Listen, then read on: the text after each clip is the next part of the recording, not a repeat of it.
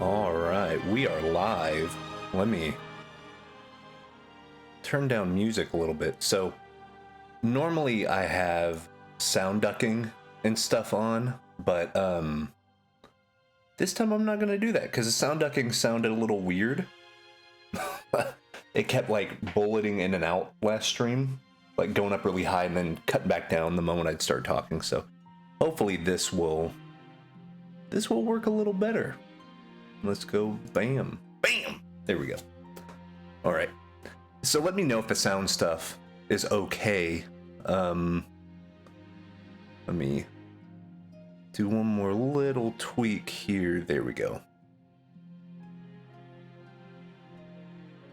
So yeah, I'm going to be cranking some Blizzard music, because the nice thing about Blizzard, they kind of let you stream their music, and they don't do crazy copyright stuff, even on Twitch. So it's a safe bet. You want cool fantasy style music and not get copyright strikes? Do Blizzard soundtracks. So I'm excited. We got a new piece of art software, and every time I get one of those, it's like kid in a candy store, kind of figure out what it can do.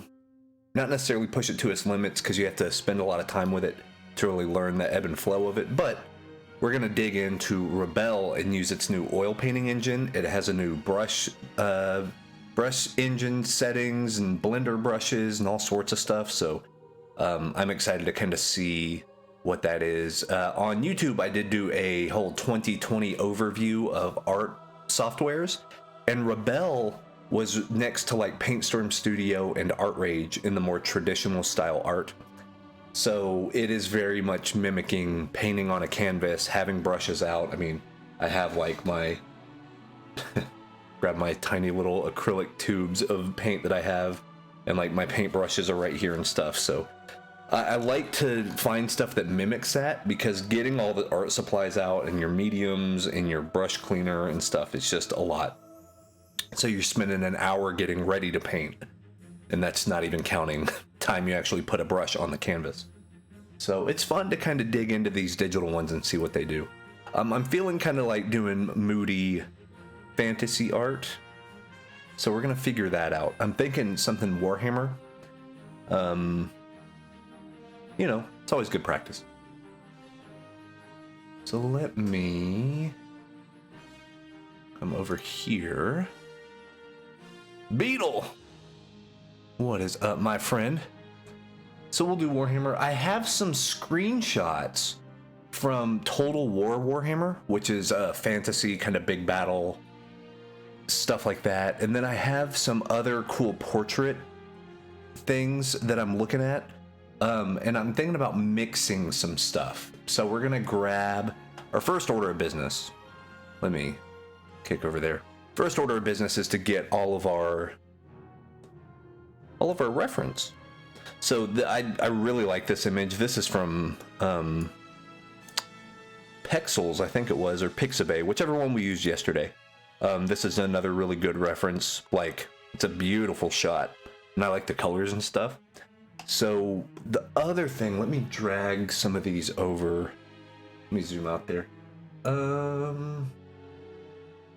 Here's a good one from the Total War Warhammer, kind of lizard men type stuff. Now, I would make a lot of changes to this. Like, the screenshot's just cool to look at for the character design. And also, I like the, you know, circle. There's some diagonals, there's some curves. But I would up the contrast on this, and I would do that by looking at other, like, this type of high saturation, like, bam, like in your face type stuff. Pretty cool. Yeah, because I like that orangey yellow look, and I think that would work well with this. You know what I mean? Like those bright yellows in the back to kind of show. So yeah, let me actually, oh wait, always on top. Boom. Drag that over. There we go. Yeah, look at how much of a difference that is. between how dark and how light those are. That's crazy. Okay, so we could do this piece with this color palette. You know, that'd be fun. Let me turn down the music on my side a little bit. Just to do that so I can look at this and concentrate. So let me bring up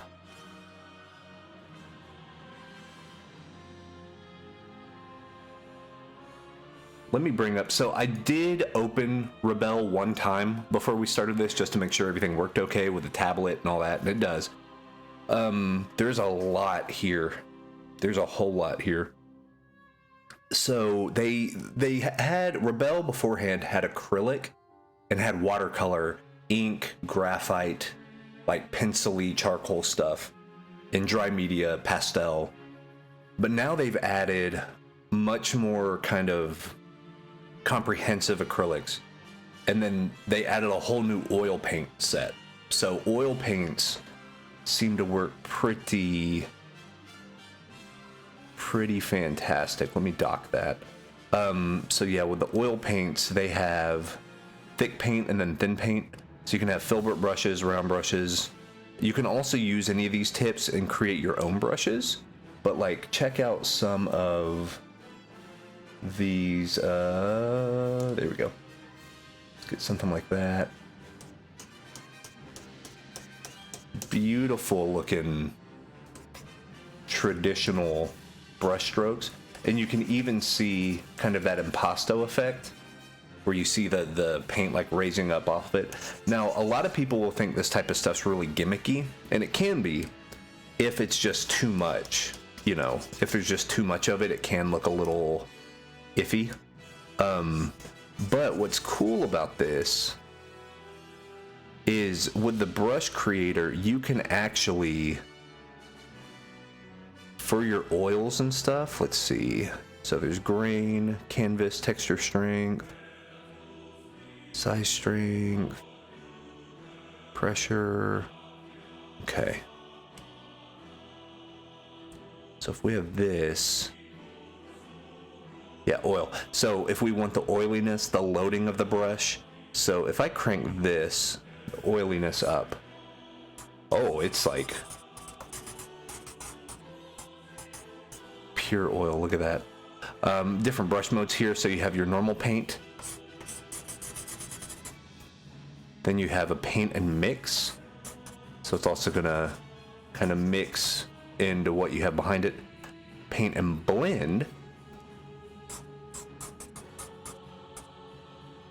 which I'll mess with the settings on that, but this one, just a straight blend, looks really, really cool. Like, I think that's gonna be almost like a really good mixer brush tool type thing. It's gonna be nice. So really, and then there's gonna be, so if I bring the oiliness down, get that. Ooh, that's nice.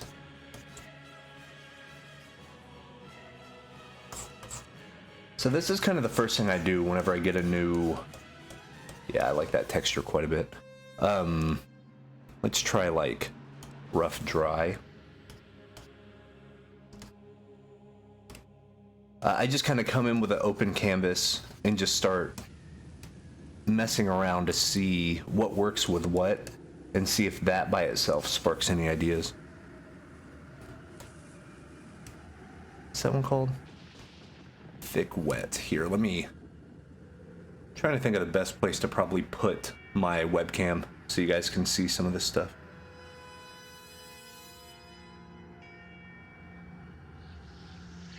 Let's do that. Or actually, what I'll do,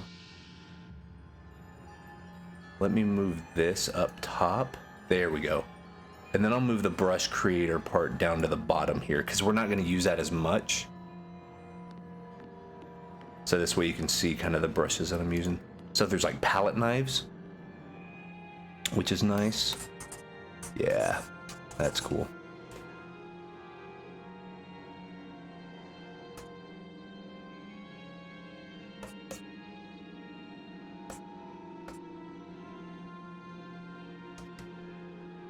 Yeah, I like how this is.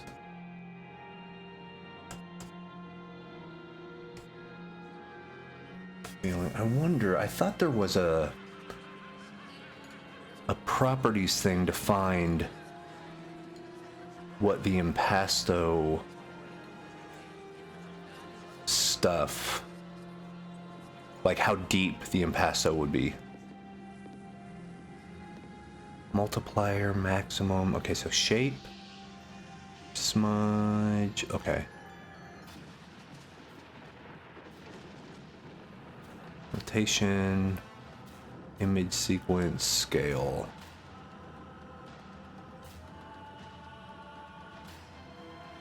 Filter, what do we got? Okay, hue, saturation, color balance, color filter. Colorize, desaturate, and invert. Okay. Ooh, wait, is this a... Hey, that's nice. Has a built-in just hit one button to go to grayscale to check values. I like that. Does it keep values? Let's do this. So we're going to check that. So that's where our dot is right here. Okay.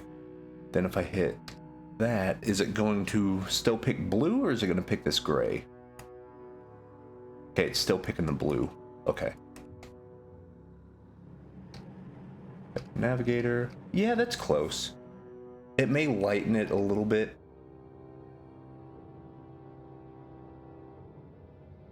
All right. I just gotta get my eyes reaccustomed to how this looks. Okay.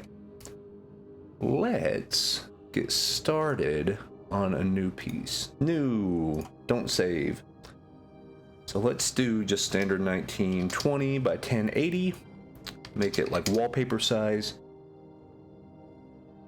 Don't color manage. Okay. All right. And then canvas, you have your own canvas sets right here. Double click, and then it comes with some built-in ones. They have a little online shop to where you can get more textures, but for kind of what we're doing, this is fine. I just put white simple. I think this is as close to like a default flat thing you can get. So we'll do that. Deckled edges, sure. Sure. Why not? Okay.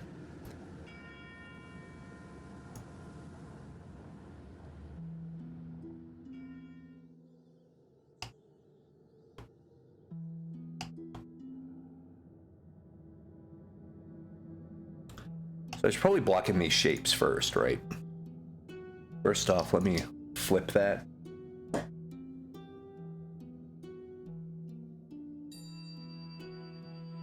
And to keep this sizable, but here, let me, there we go.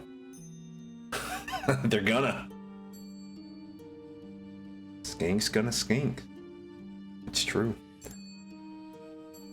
So yeah, I love that design. I love that look. And what's nice about this is these two actually have fairly similar color profiles, because you have this like nice green, kind of that deeper green, the same place you would have here in the skin. And what's nice is since we have these darkers right here, and then your yellows and your oranges, the really warm stuff is really bright, we'll actually brighten up this background and make it a little more abstract. Because you'll see right here, this is something that I've learned working in Cubicle 7, really, in feedback from like Games Workshop. They really like their background stuff to be very, oh, not abstract, but they want you to pay attention to the stuff up here. Because, let's be fair, Games Workshop is not in the business of selling backgrounds. They're in the business of selling models. So they want you to focus on the models. Like, they want you to focus on the characters and the storytelling of the war and the fighting, and like, which makes total sense. But what's nice about that is it allows you kind of free reign to do whatever you want back here. If it's thematic, like you'll see back here, there's nice lighting on this castle keep sort of thing. Same thing here, but it's not very descript. Like, if you were to zoom in and just look at this castle, that could be any castle. Like, that could be any fantasy thing. That's not specifically Warhammer. That's the kind of Eurocentric Renaissance. Just, this could be anything. And then the colors and stuff as well. A lot of clouds. Clouds are good. They show atmosphere. But even back here, framing this stuff, you just have blast of light color, and then you can bring those colors in to kind of do this type of art right here, you know, to show the highlights, have these highlight colors match, and you're on the right track. Something that I will say that's really neat that I've noticed in Rebelle, and Affinity has the best version of this, so I'm actually interested to see how this looks. You'll see that there's color sets in here, which is just basically like templates. You can just have your gradient maps and like whatever you want. So here's one just called body, so a lot of skin tones right here. I wonder if you can add a new color set, order by hue, mix color. That's cool. I wonder if you can bring in a color set from an image. So here's new color set, if you can like import one.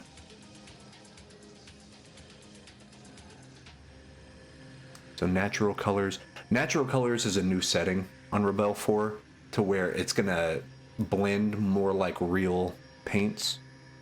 Color management. General policies, display, proof. No, it's not what I want. Well, let me try this. I want... So there's a tracing thing, that's cool. Stencils, selections. Okay. General. Zoom at cursor, good. All right.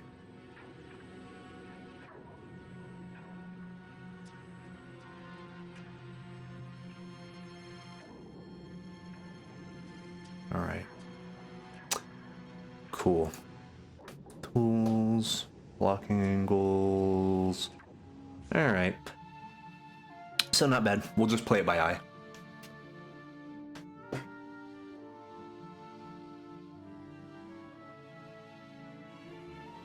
First thing we will do is just get some nice textured underpainting here. So let's do this. Get rid of that.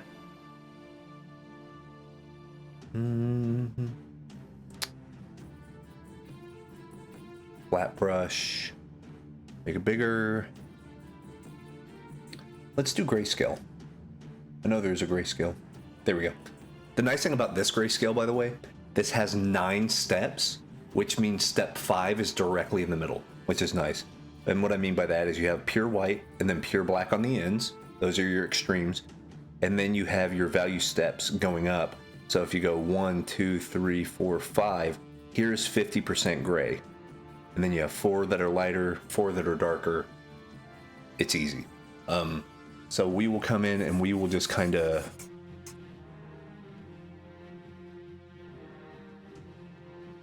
put some of this in there.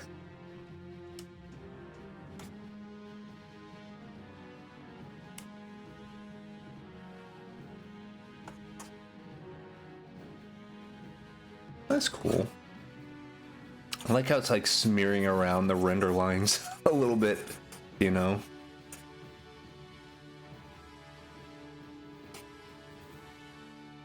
And that's a little much as far as texture, but I wonder if we come in here and blend. Well, let's see. Loading. Let's load all the way up. Let's lower the oil, no, heighten the oiliness. That is cool though. That's like adding linseed oil to it. Huh. Yeah, this is what I wanted. Like,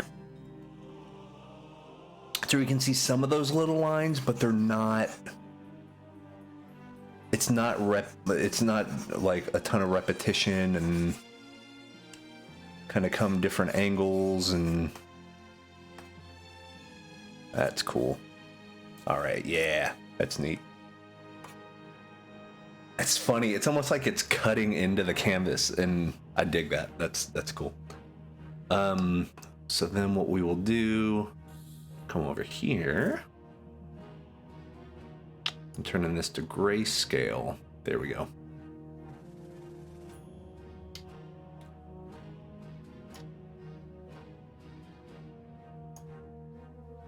And what I'm gonna do, I'm just gonna paint on one layer. I'm just gonna do this whole Alla Prima thing, man.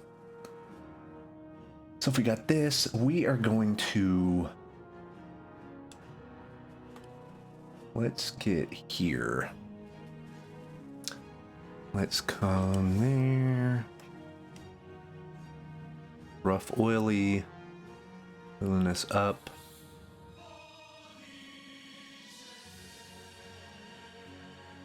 Paint and mix. Yeah, we can do that. And then I wonder if we just sketch using this.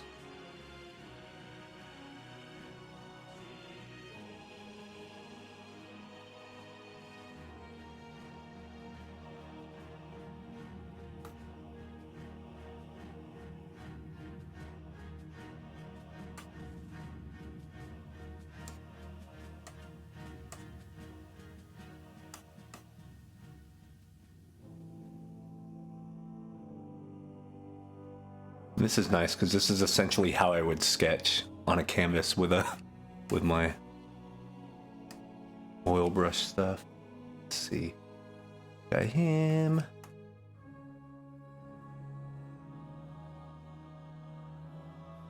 Almost looks like a tortoise.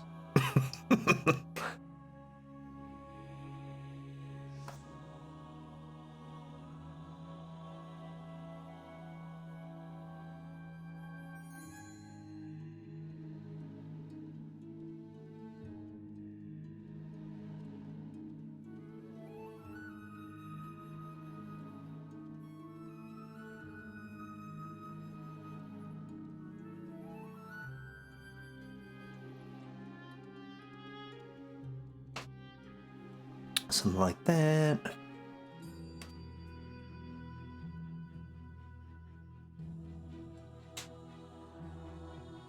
All right. So we got him hanging out. And then, oh yeah. Some of the hotkeys that I'm used to from other stuff, like holding down the spacebar button and then just dragging my mouse moves the canvas, which is good. Which means it has overscroll, which I'm a fan of by a lot. And then he's a little bit smaller, or not smaller, he's further in the background, I should say.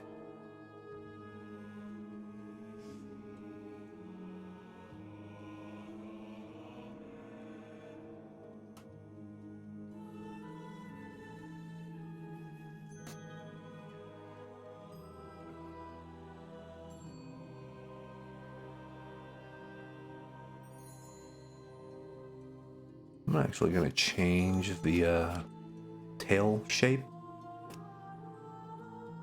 There we go. Bring this in, and then he has his weapon right there.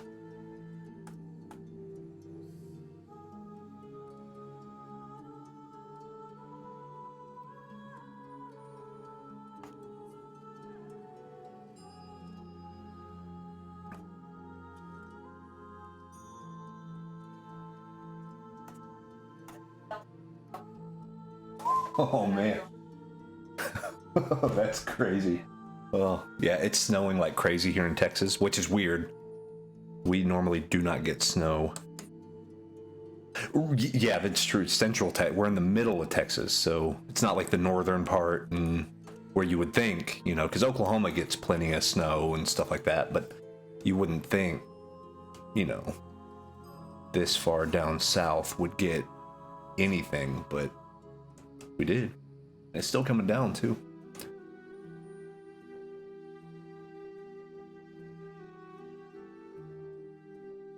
Yeah. I always like this, like, I love it and I hate it, this sketchy phase, because it's like, I promise I know how to do this. I promise. But it's just a little, you know, just kind of give me some data right there. Cool. All right. So there's our duders. How's that composition? All right. That's okay.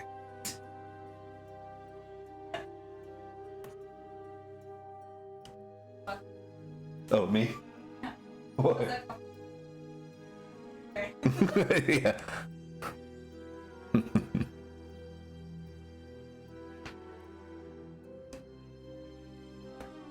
We'll say there's a benefit of painting fantasy things. Is if it looks wrong, I can just say it's a different faction. Oh, this is a faction no one's ever seen before. This is a brand new thing I made up. It's like, who would be responsible for writing lore? I feel very, like, my heart goes out to them. Because if you misspell one thing, you're gonna get called out on it. Gonna get super called out, you know? So we got this, and now let's bring in... Yeah, it's funny, check this out. So, to look at the contrast difference, like this is what we're using right now as our grayscale sort of composition aid. And this is the values we're gonna be using for the piece. So like, a much higher range. This is probably in the lower, like if we were to break down this range right here, people get angry over one author getting, oh yeah, for sure. Well, and that's my, absolutely, that's my biggest fear. And I will say, working with Cubicle 7 and Games Workshop has been amazing, because that's my biggest worry. I know, because I'm a nerd, and I understand what lore means to people. Like, I've had my day in the sun of yelling at people about Metal Gear Solid. Like, I know what that is. And I know, like, having ownership, you know, it feels very personal. So that's my biggest fear, is I'm like, am I going to draw something and everything's going to be out of whack? And people are going to look at it and be like, this is not Warhammer. How dare you? We're going to blast you off to the sun. Like, I don't want to be the guy that ruins Warhammer, you know? And to be totally, like, Cubicle 7 and Games Workshop have been incredible, because they will make sure it's right. They make sure it's right. Like, I can tell you, and I only have one more piece that's still kind of an external review. I have done 18 revisions on one piece. And I actually had a conversation with one of my buddies that works there as well, Sam Manley, and he's like, and I was like, brother, should I be worried that this keeps coming back? And he's like, oh no. He was like, I had one come back 40 times. So I will say, like, that's awesome that, you know, there's a safety net. There's like a, they're not going to let you get it totally wrong, which, you know, thank you. We got this. So I'm probably just going to block in. I'm going to block this in. I'm trying to figure out what to do first. Normally, advice I give is to work back to front. So do the back portion first, and then let the lightest light inform how dark your darks get and stuff. I might do that. I may just go ahead and do that. Battle Goku, just he's like Kamehameha. Like, what's the big giant orb of power that they hold up? They're like, nah. Oh, that'd be dope. That'd be so good. See if I can get by. Like, make the clouds in the shape of Piccolo giving a thumbs up or something. That'd be good. I'd be immediately fired. they get it published. And I'm like, look at my Piccolo, and they're like, what? Yeah. What happened? Oh, the eyebrows are wrong. I get it. Yeah, I'll fix it. And they're like, get out of here with your nonsense.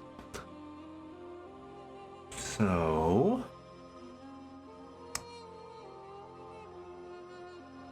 yeah.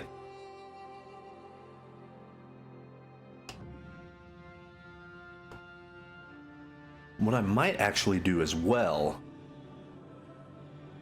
so I'm looking... what I'm doing now is I'm actually looking at the piece, because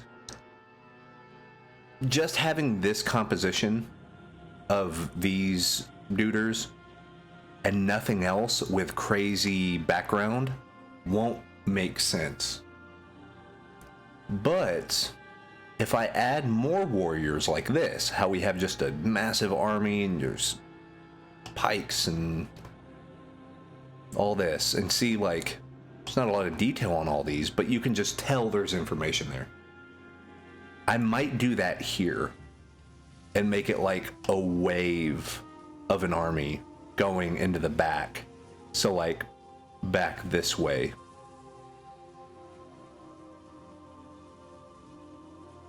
And that'll at least give a reason to have explosions happening, because, oh, so like if I had, so we have this right here, they're going back. So the background would go kind of like up and out like that. Or, so if they had more like this, yeah. And then you had kind of pikes coming up. And see, I'm just putting random. Yeah. This would be good. Because that way you could just have this. And these guys all kind of facing that same direction. Like they're charging in a line. Not a perfect line, but they're making their way into a fight. And then that way, back here, you have kind of your nice, bright clouds that are kind of doom and gloom. And those are also pointing in the direction. Yeah, that already looks a little more full.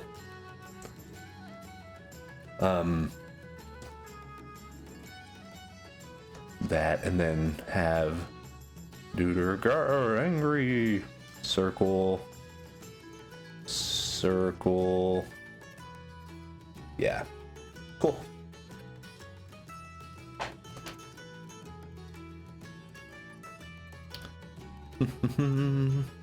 So we can do this.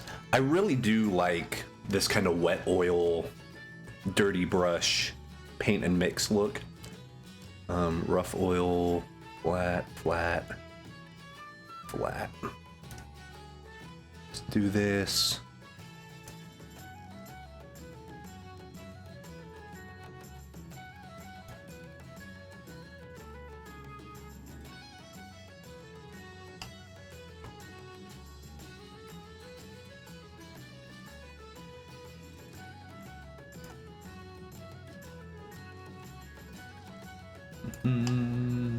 Okay.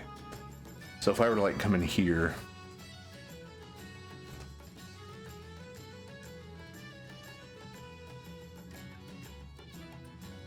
Oh, I see. And then this is sort of the...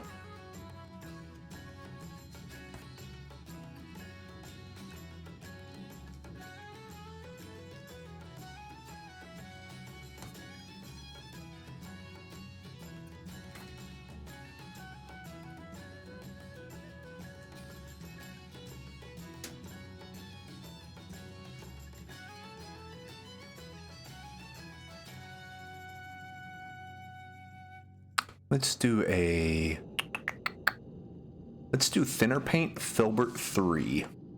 Yeah, that's more of a generalized paintbrush. Actually paint in some stuff here.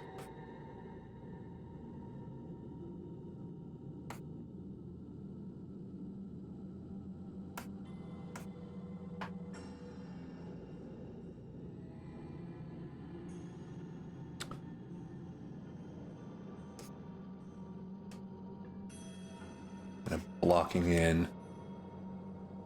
that stuff, gonna pick colors now that I have something on the deal.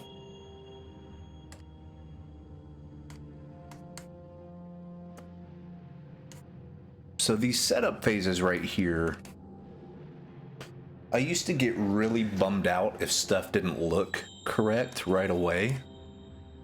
But what I'm learning about myself, at least, is like, I have to have faith in the process.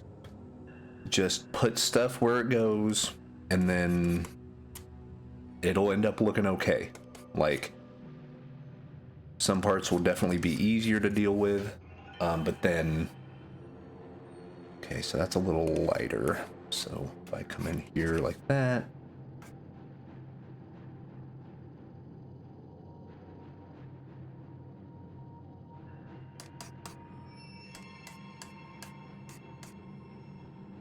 You got that. Yeah, there we go. I like how sharp these brushes are. Sometimes you get digital brushes that, I don't know, they're too soft almost. But this feels like a really good tempered, you know, filbert brush, I guess. I mean, as the namesake implies.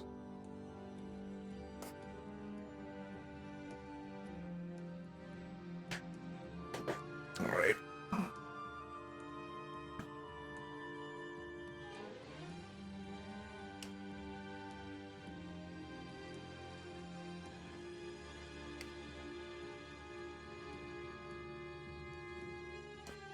Okay. So something like that. You know, just to kind of put down some of those. Now let me come over here. Wash a liner brush. Let's do flat. Let's do a flat medium brush. There we go. Yeah, that's fine.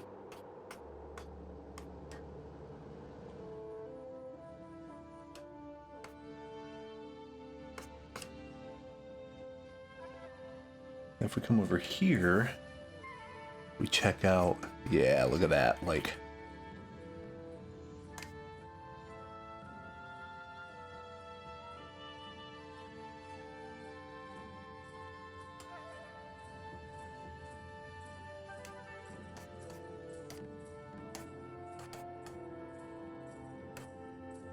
paint over that.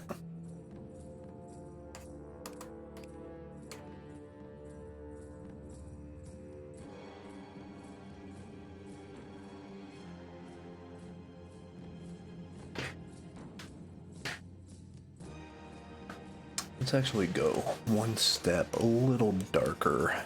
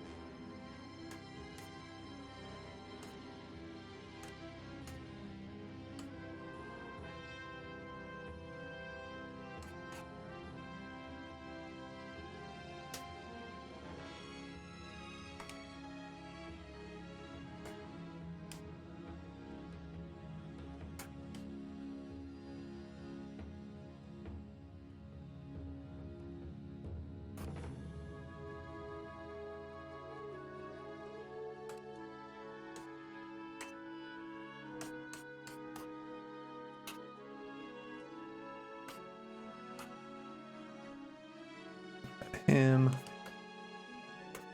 Yeah, I'm actually going to come in and make these kind of graphical shapes. Make it a little easier to read, make it a little more boxy. That way, it'll be easier to work with going forward. Because if it reads as kind of a graphic design thing, I think it'll read as a painting pretty well.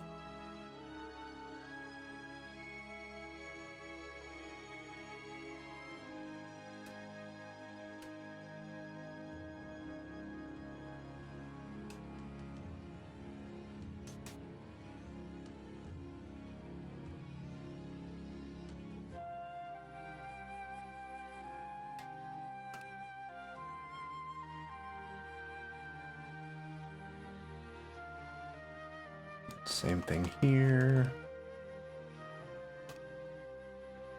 Goes a little bit further back.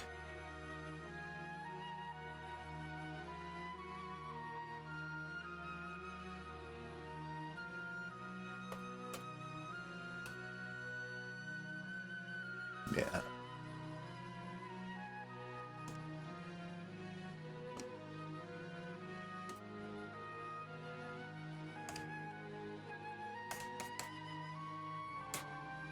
Okay, if that's going to point this way,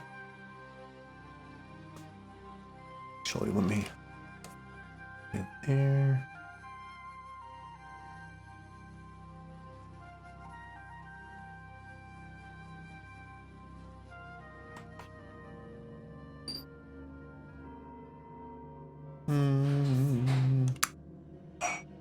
There we go. Yeah, these brushes feel really nice.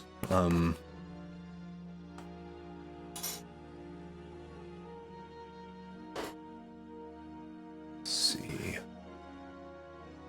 Let's do Filbert 2.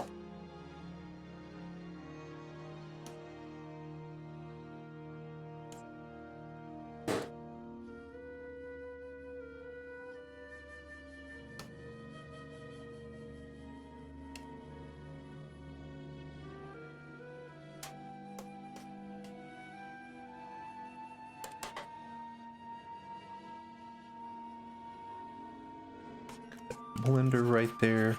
Yeah, that blender's nice, man. I like that blender brush quite a bit, or the blender mode, I should say, because that's allowing some nice edges and good control.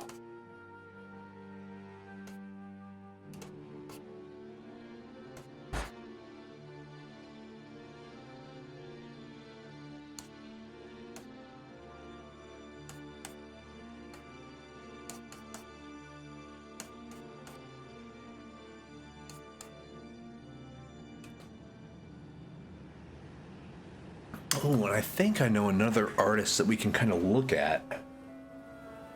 Another art type. Let's find...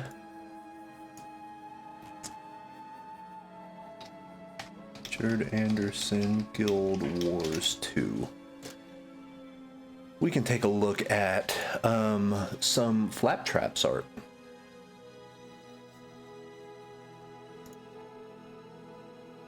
Big fan of Richard Anderson. He's actually one of my favorite artists. He's one of the main reasons why I want to get a job at ArenaNet to do Guild Wars. Because this dude's stuff is unbelievable. Just gorgeous lighting, really good shape, geometric stuff. But this is, I think, the one that I was wanting, that I thought of. Because I can simplify some of this stuff. And, I think that'll be pretty good. Because, yeah, even bringing in the grayscale stuff. So if I bring it into this grayscale right here, you can see that these two are actually fairly similar in values. Like, there's more of the light here, but, like, these lights are the same value. Like, this light from the gun barrel and the flashes and the brights, are the same as here. So it's not pure white anywhere, and it's close. Ooh, it's real close to pure black. That could just be compression as well. But like that's a fairly like full value range. Yeah. So I could maybe simplify the designs a little bit, right? Like it doesn't, I always get hung up on like, does it need to be fully rendered out like this? You know what I mean? But like I get more emotionally invested in art like this and more of the Richard Anderson stuff because it's not fully rendered and it makes my brain have to like figure it out. You know, like whenever I look at it, I know what it is because my brain filled in the gaps. Like all of this, you know, oh, here's an old battlefield, an old armor and what have you. But then you look and you're like, oh, it's a bunch of squiggles and it's very Craig Mullins, you know, and I like that. I like that digital impressionism. Yeah, I'm like, yeah, I may just outright be lazy and render this with the sky and battlefield vibe of this using this technique. So at a certain and thank you for the follow, Beetle Twins, by the way. Thank you so much. Being an artist, at least from my point of view, is like being a chef. It's about looking at the ingredients and thinking like that can work. That meal will taste good. Oh, what's up, bro? Big dose. Yeah, I had no idea. Everyone has a different call sign on on Twitch rather than on the forums. So I'm like, I don't know who this is, but hey. But yeah, brother, I think you're gonna be stoked when you see some of the art I got to work on. Like I'm excited about it. It's gonna be part of the part of the Forsaken Systems. Oh, that was my back, by the way. Forsaken Systems player's guide, player's manual, something for Wrath and Glory.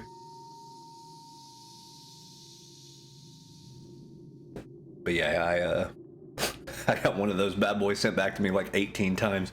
But it's all very minute stuff. Like they really liked the compositions and that type of stuff, but it was details. It was very minute details, but that's what's so good.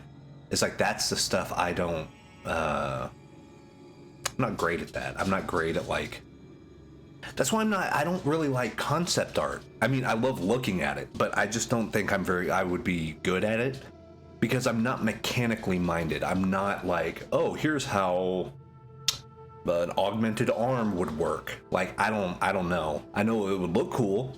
And what if it was shiny and it had a little button? But like, I don't know. But it's fair. Hey, if I was part of like a art directing team and I was overhead something like a Warhammer or like a Guild Wars or like Blizzard or whatever, you bet your ass that stuff would have to be exactly right. Like, no, not that color orange, that color orange. You know, I would be a stickler because they spent millions, if not billions, over the course of decades finding and fine-tuning exactly what their voice is. And like, who am I to be some maverick to come in and be like, I'm gonna make a space marine, but he's a turtle. They're gonna be like, get out of here right now. And they're gonna like ban me from buying the products. That's how mad they would be. So something with Flaptrap stuff that I noticed, 'cause I've studied him quite a bit, but like every time I look at the stuff, I learn something different. He's very symmetrical, or not symmetrical, geometric. I always flip those two words. Very straight line, nice curve, solid edges. very graphical, very graphic read. So let me try that. Let me try to turn this into this. Yeah, that'd be so rad. I would pay a lot of money for that though. Like a teenage, like, can you imagine Splinter as like a Skaven lord, like a demigod? Oh man, that'd be so good. All right, so here's what we're gonna do. A little sketch that we made. Like this one in the back's okay, but this one, there's just too much data already. So let's figure this out. Let's do an outline of the body.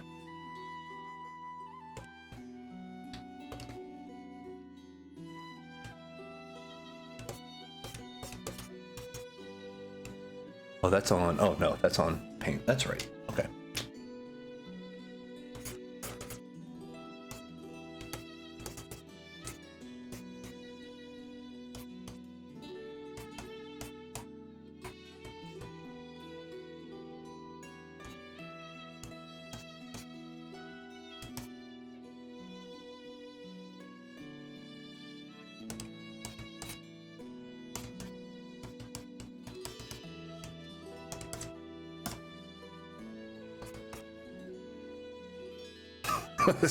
I need to reinstall. I have Vermintide 1 and 2, but the thing is, you know, I'm a loner, so I don't play games on Discord or anything with people.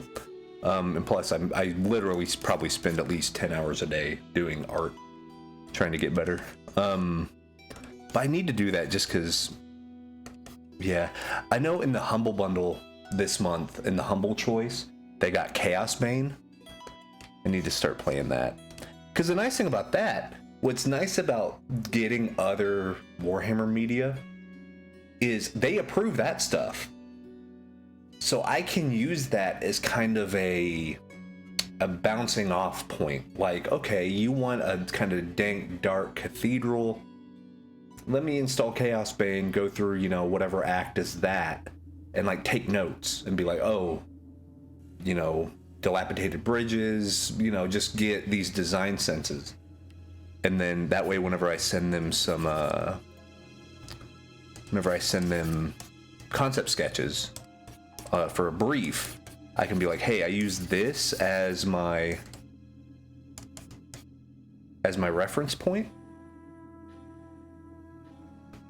It's 100 gigs. God, that's like Red Dead. That's ridiculous.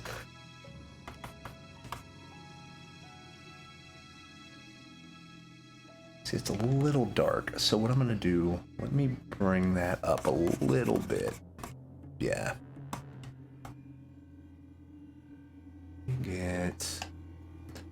So what this is, let me break apart each piece as its own thing. Head, neck,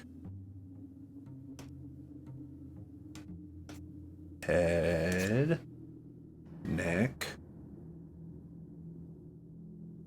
arm, body.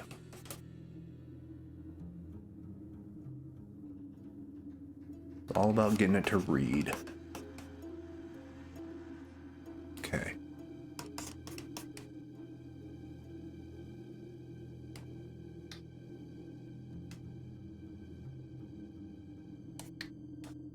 What would be nice is if I get decent at this flat trap style rendering, I'll actually just apply to ArenaNet as well. And be like, hey, I'm a poor man's flat traps. Would you like me to work on your project?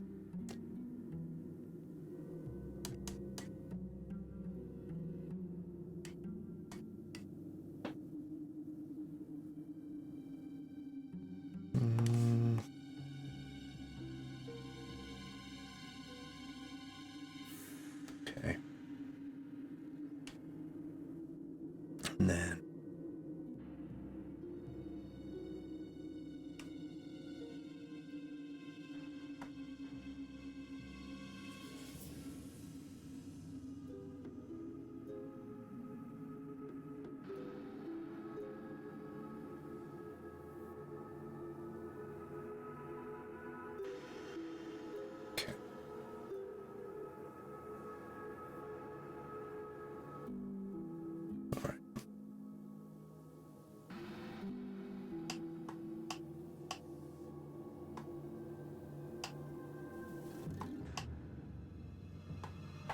try that.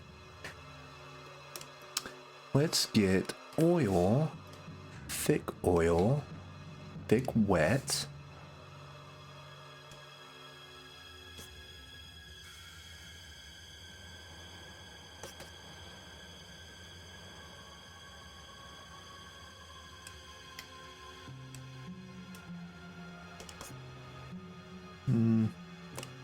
Wet bristle.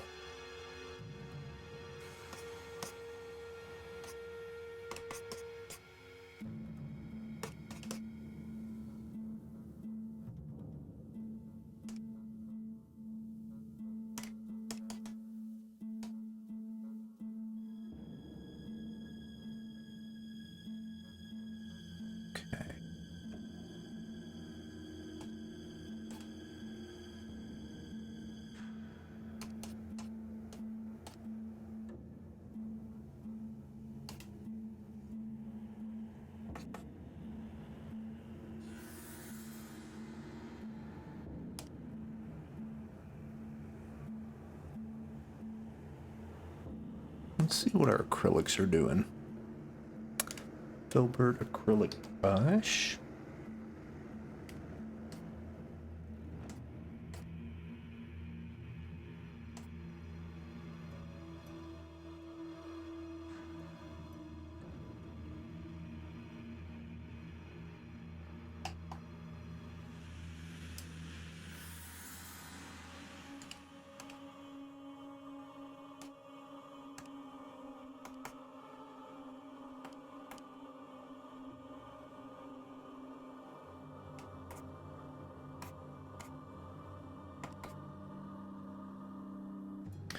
Yeah, the nice thing about these acrylic brushes is they act a little more like a mix between a paintbrush and a pencil. So you can do a little bit more tighter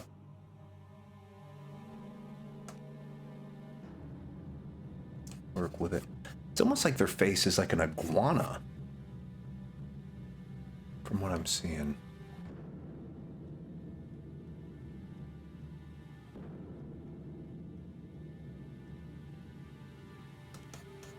That subtle lean like that.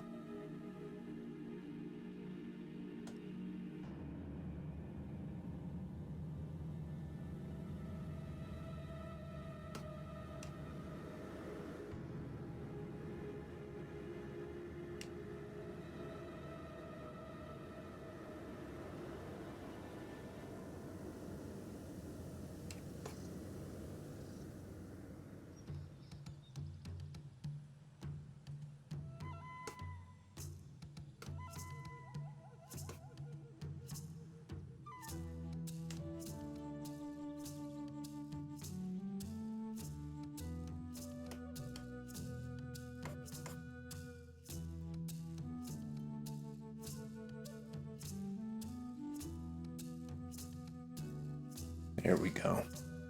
It gives them a little bit more of an angle.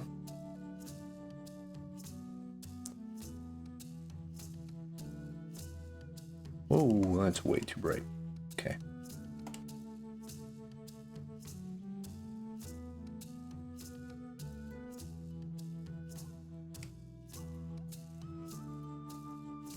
All right, just kind of block that in.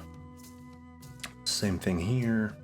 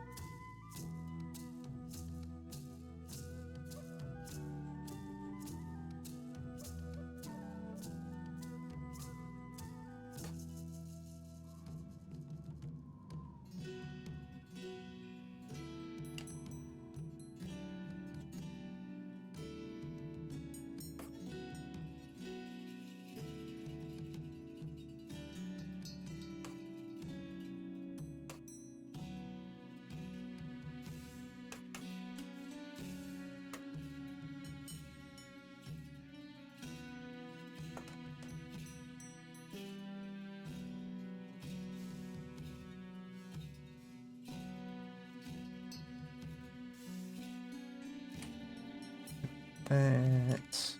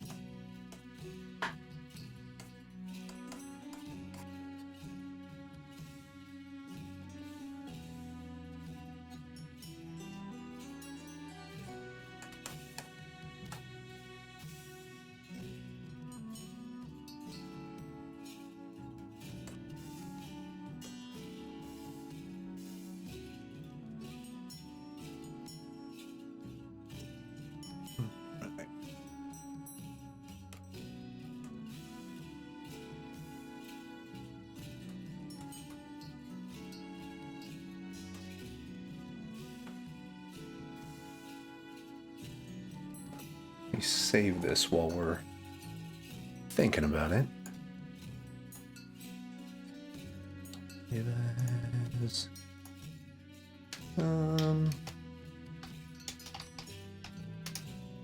cool. So I will say one of the main differences I've seen between Rebelle 3 and Rebelle 4 is Rebelle 4 responds much faster than Rebelle 3. That's actually one of the reasons why I didn't use a whole lot of Rebelle 3. Like, I liked it, but you know, not having oil brushes and there was no way to make your own brush and stuff, but and also it was just slow. But this is way more optimized so far, and it just makes it a little easier to put paint on canvas, you know. So we have this type of thing. Like, it reads okay from way back here. Oh yeah, and that's probably my biggest bottleneck on my computer right now is solid state drive. I do not have one. I don't have any. Basically, what the way I upgrade my computer is once every decade or so, I go and buy something off the shelf for like $600.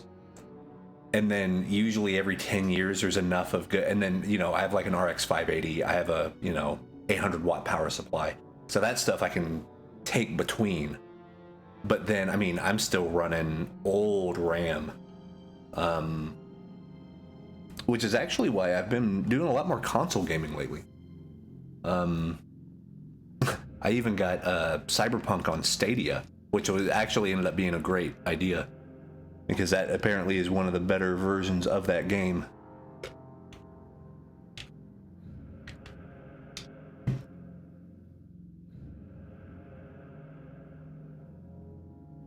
Yeah, I can see that.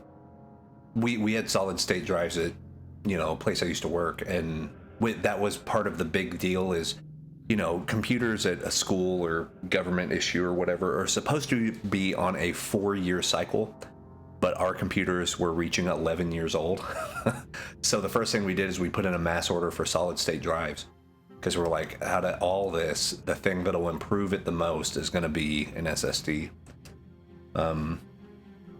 Yeah, I need to get one, but it's also like this would be like putting a chandelier in an old house, you know.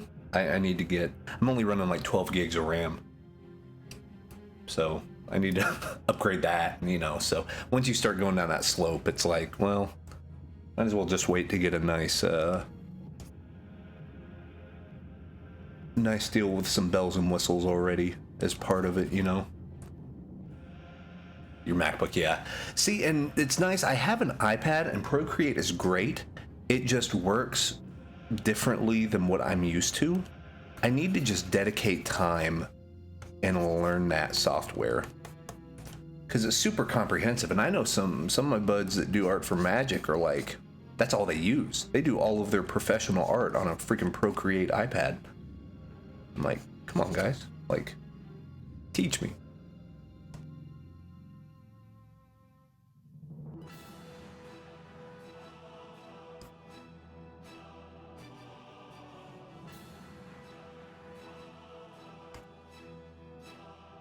Yeah, I like that blend quite a bit. Like if it's a light touch, this blends pretty well.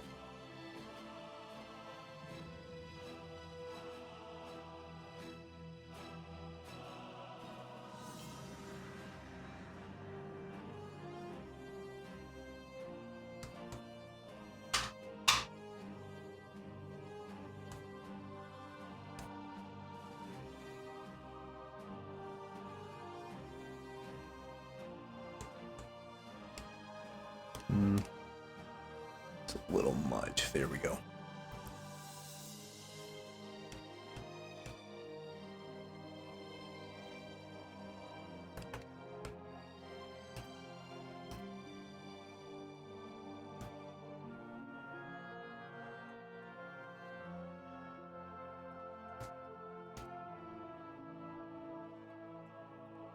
Oh, Straw, what is up, my friend? It is the legendary Hobo himself. I'm back on Twitch, duder. Oh, it's good to see you. Hope you've been well. Hope your New Year's is treating you right. What is the next step that I want to do?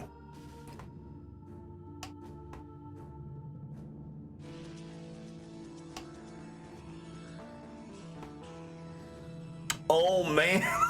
Oh, doing the gifting subs. Straw being an MVP, gifting 3 subs to Jossum, Elfster, Beetle Twin, my friend Big Des. Welcome, everyone. Welcome. Just doing a casual art stream today. Got Rebelle 4. Really liking the software. First time really making anything with it. It came out less than 6 weeks ago. So I used Rebelle 3 a little bit. This is the upgraded version. Rebelle 4 has new oil brush engine. Yeah. Kind of clicking around with it. Appreciate you, Straw. Thank you so much. Yeah, excited to kick off the new year doing the whole freelance art thing now. Been doing artwork for Warhammer and Varia, a card game that got kickstarted, and I can tell you guys this, so I can't, of course, show any art or anything. But one of the people, well, because we have a kind of a small art crew since it's Kickstarter, and we're really trying to like find what the visual identity of this game is. I'm on this art crew, and another person, well, 2 people. One other person on this art crew is Ahmad Awan, which if you're into YouTube art at all, he's one of the top tier guys, like Ahmed Aldori, like Adam Luff, like all those people that are top tier. He's one of those guys. And then the other guy is freaking Kike Kotaki, which is like a bucket list artist. Like if we want to talk about Guild Wars 2, that's another guy that defined Guild Wars art style. And he's on the Varia art team. The same art team I'm on. I'm like, all right, like I look at his notes and I'm like, whatever you're channeling, man, like I'll do whatever you say. Like teach me how to paint like that and I'm gonna do whatever, man. So what we're doing right now is for those just tuning in, if found this cool screenshot of Warhammer. I think this is Total War 2, which is what they took the screenshot of. And I just really like the composition of this. But as we have this in grayscale, everything's in grayscale right now. Let me turn the color back on. See these nice, like rich, deep reds, kind of auburn, really nice, like velvet looking colors. But the contrast isn't high enough, meaning the lights and darks and the values just don't read well. Like if I were to zoom out, if I were to have this piece all by itself, like if I were to move it, let's say like up here, and like we were just to try to tell what that is, we couldn't tell what that is. Yeah, like a nice rusty color, right? But the contrast isn't very high. So if you look at that, you can't really make out what's going on. Or even like here, you can maybe tell here's a thing and like here's a thing. But then you look over at these pieces by the other artists, and you can already tell there's more separation. Like, okay, this is like fire or something, and then, you know, here's some stuff, you know, here's some people, and it looks like they're on some sort of plane right here, like a battlefield plane. It's just easier to make this out than it is to make that out. So we're gonna take this composition and kind of this motif and idea, we're gonna give it this nice color palette of really rich oranges and reds and stuff like that, and these darker greens, but then do it in the style of Richard Anderson, kind of that nice sketchy look. That's the goal anyway. To say I'm going to make anything remotely close to a Richard Anderson piece is laughable, but this is how I like to study. I like to bring in kind of like what I was discussing with Beetle Wings earlier, is like take your ingredients and put them together, make your own recipe. So that's kind of what we're doing right now. We're taking a look at this structure and simplifying the forms.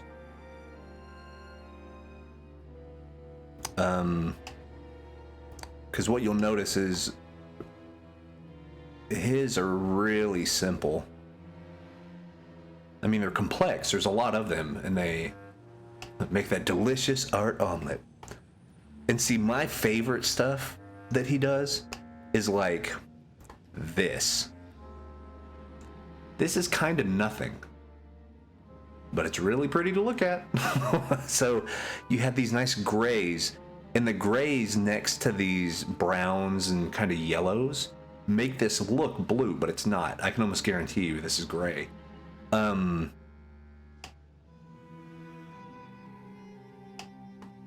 it's just so nice, like the way it all kind of plays within each other, and like these smears,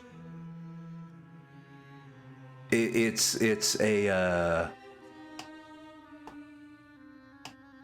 interesting because he's making you do the work. He makes you do the work to fill in the gaps of what. And see, like he'll render something like, here's a sword hilt. You can tell that's a sword, you know, but like this, is this a helmet? Is it a skull? Is it even a piece of headgear? Is it like a shoulder pad? Who knows? But doesn't matter. I would argue no, it does not matter. Just know that there's stuff on the floor here, and they're in a battlefield. That's all you need to know. So we're going to try to take some of these lessons and make our boys right here proud, you know?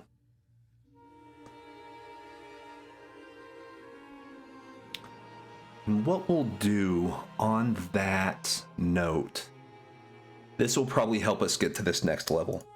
See, right now we've only been painting on one layer. We haven't separated anything or done anything like that. Let's go ahead, let's make a new layer. We're going to lower the opacity to about 30%. I actually did this for the first time yesterday on the art stream. There's different ways you can go from black and white to color, but I tried this out yesterday and I really liked the result. So I'm going to do this again. So your values, how light and how dark something is, are the most important. Your values are good, your colors are good. Value does the work, color gets the credit. That's an old art saying back in like Rembrandt days. So what we're going to do is we're just going to wash color on top of the black and white. So if I come over here and let's do like, we could even do watercolor brushes. Let's see how that looks actually. So if we do a gouache wash, there you go. And then we're going to get a little bit of these colors, okay? Kind of see what we got to work with here. So we know there's some yellows, kind of that brownish color.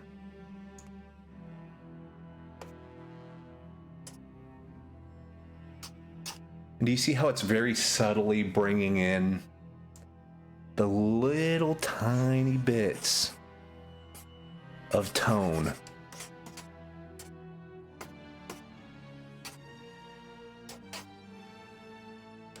So you're making it a little bit of sepia tone, right?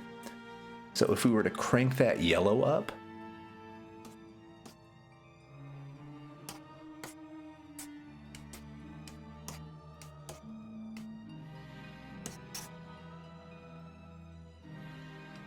do it again, make it a little more brown maybe.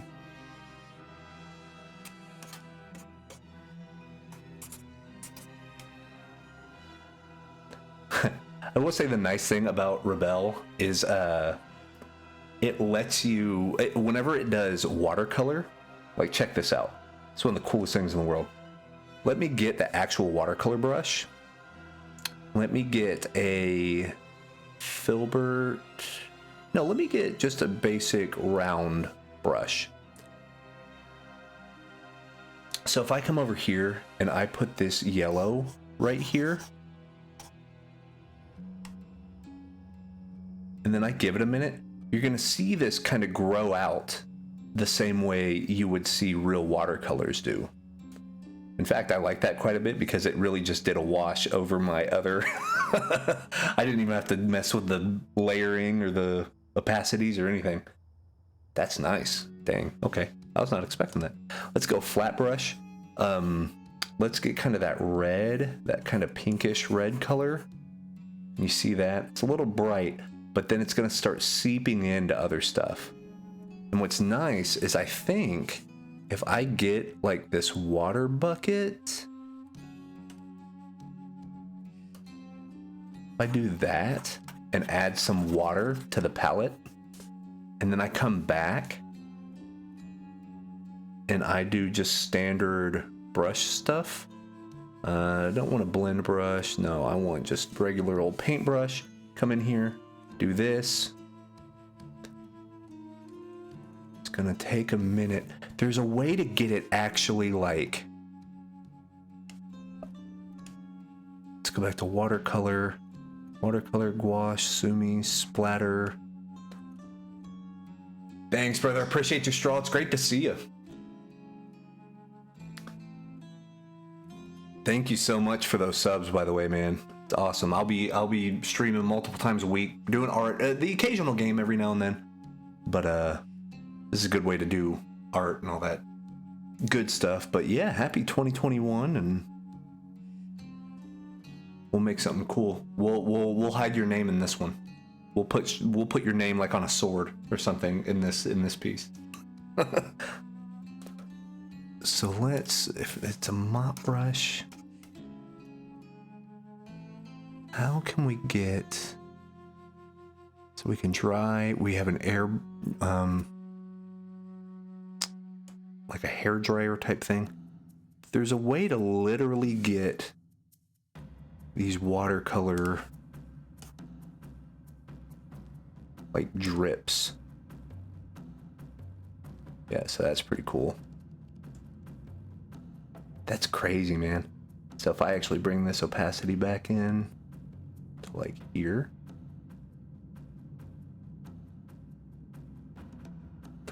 put a piece of hay on the ground. That's a good idea.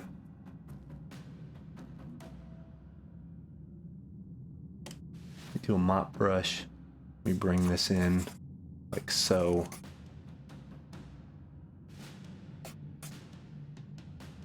Do some of this. Get some of the browns right here.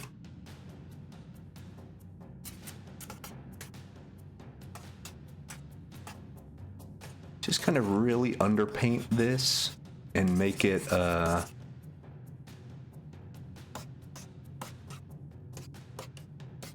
feel a little bit more chaotic, like a Richard Anderson piece. Let that get a little bit warmer.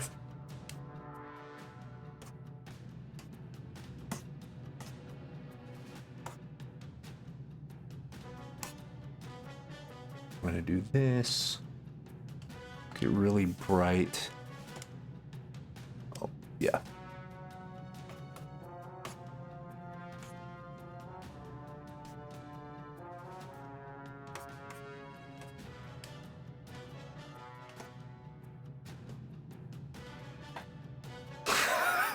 Yeah, the big old piece sticking out. Oh, that's great. Do something like this.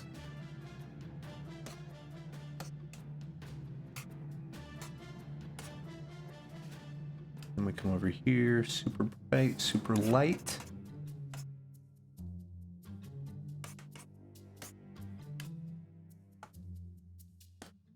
Then we merge these two together. Oh, it's going to take a second to render out all that stuff. So just basically put our little bit of a color palette in there. Nothing too outrageous.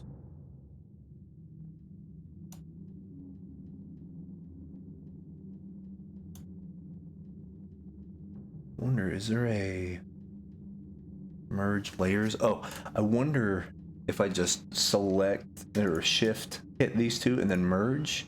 Yep, that's it. Cool. See, we start getting a little bit of color information. So what I need to do is I really need to, I'll kind of lighten this area up a little bit. That'll be good.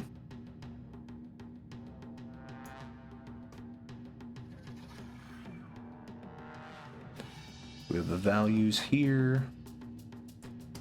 We have that under structure. So if we go to edit,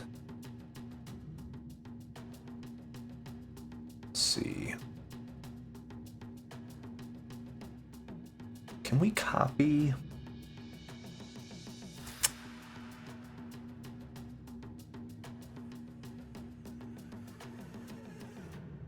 View. So I'm wondering if we can copy everything as a merged document. Your full screen layer, duplicate layer, merge layers, remove layer, tracing layer, influenced layer, transform and clear layer. Okay, so do we do like select all, edit? Is there a copy merged? I don't think so.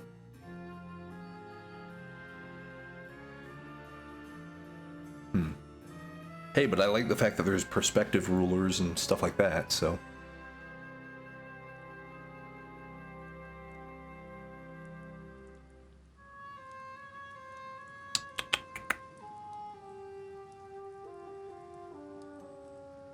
Preview reference image. Oh, so I can bring in, this has its own reference image stuff. That's cool.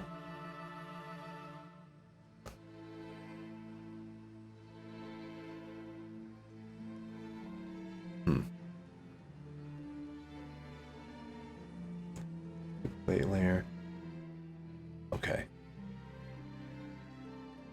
So I wonder if I can actually just, if this will work the way I think it will. Merge these. It does. Okay, cool. So it keeps the alpha and the transparencies and stuff whenever you merge layers, which is nice.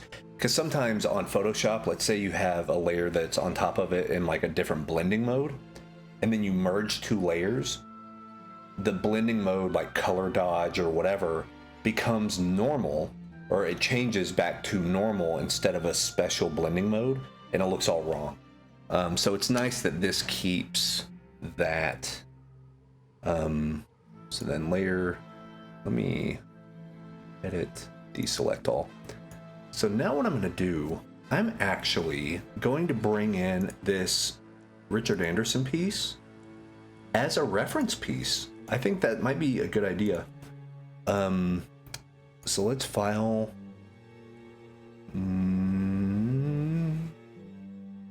Import image. Here, let me save this first. Images, save, export, selected images. This will be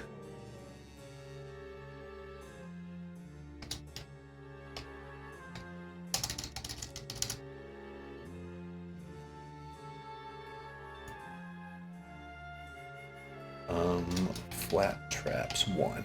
Oh, I'll check Guild Wars 2-1. Sport. Okay.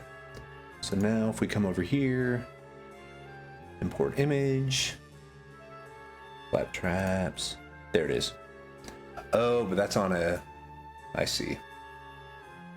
But that's on its own layer. I mean, which we could do, but I want it to be a reference. So let me cancel that. Let me actually file open. I'll just open. Can you not have more than one image open at a time?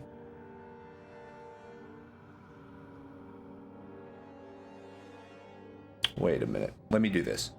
Let me go to window reference image. Oh, here we go. Okay, cool. So it came up with this right here. So then from here you click and you can bring in another image. Okay. So we go to desktop.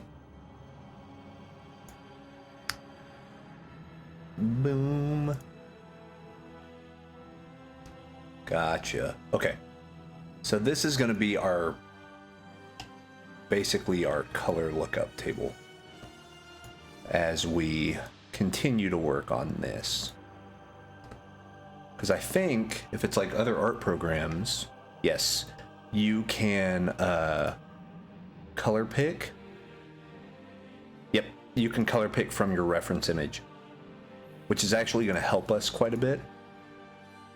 Because if we want to get this same vibe, and then we can go and we can alter the hue and saturation and stuff. Because not only will this give us the right colors, it'll give us the right values. So if I were to like come over here, let's do a new, actually let's duplicate this layer.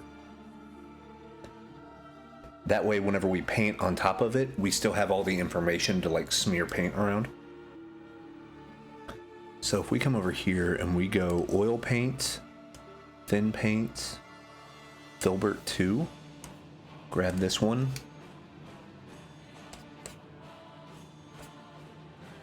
Let's do flat. Yeah, that's better. Okay. And then we do boom.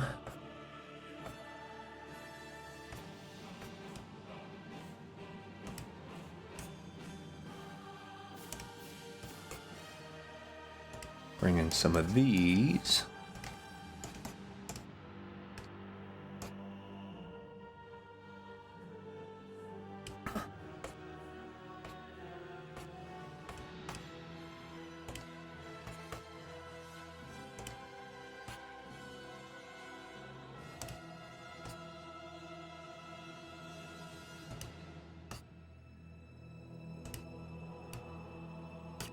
Funny, some of these values we actually had kind of dead on.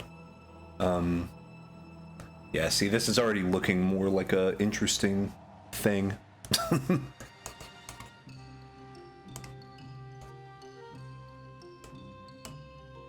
we can just like block in our colors to inform what our shapes are.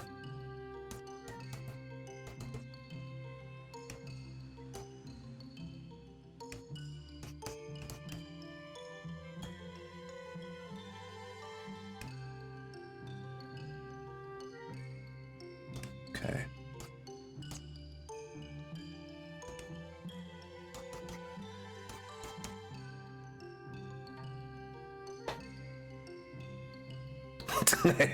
I clearly do not see Goku in this.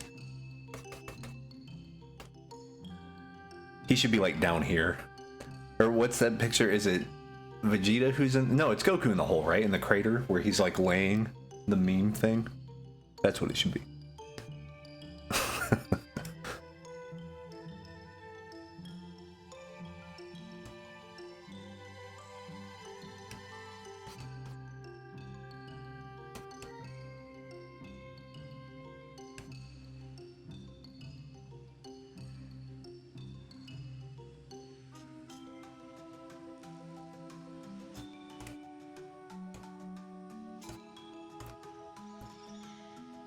Got that, got that. That's cool. I do like how the oh, Yamcha. Let's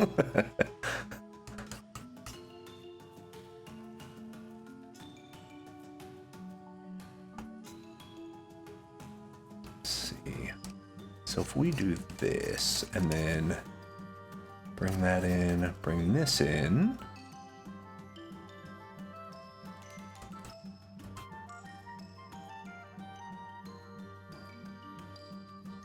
I actually really like that sort of, like, we can do that, that. I like that, the pikes coming up.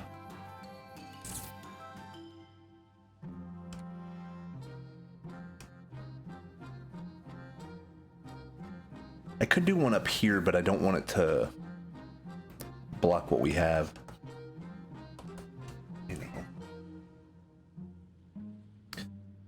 We got this.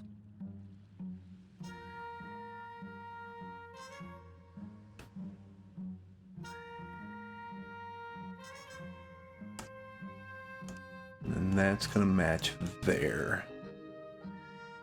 That's still bright, but that's fine. There we go. Something like that. Really get that kind of harsh rim light. See? Like those right there. Kind of helps show the form, especially on the armor, the sword hilt, and the tip. You have that rim light, and that helps sell the lighting. So we'll do that. We'll do that to help out here. We'll have this.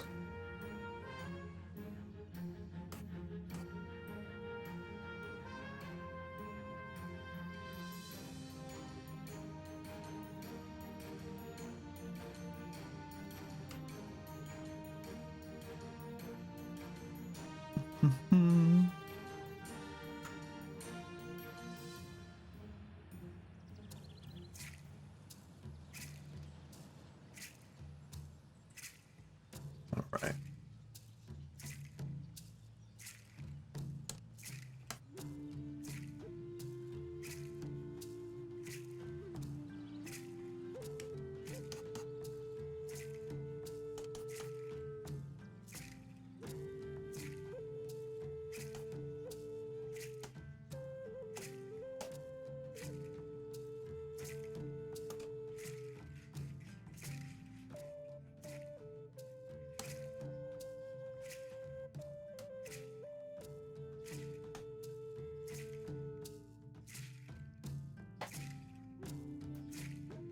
This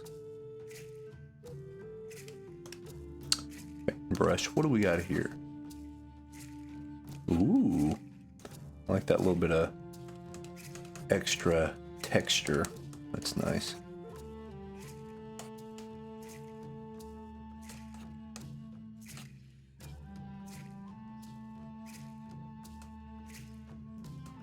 I can do that.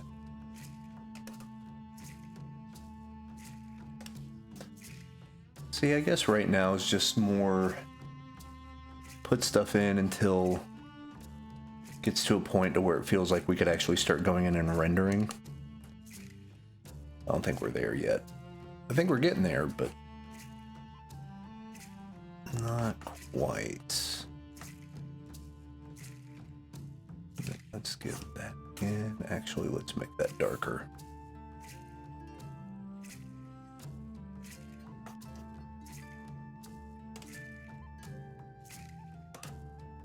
That's a nice neutral. Let's see. And then like here we can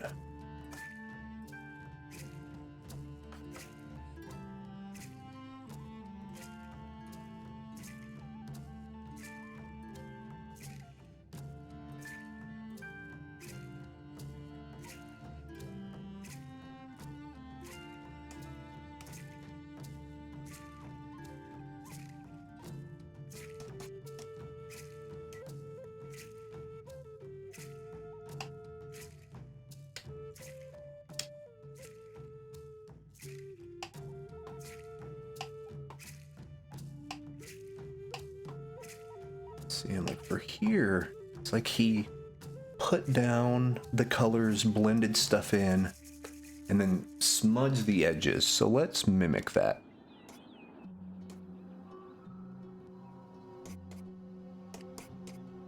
We'll mimic that same.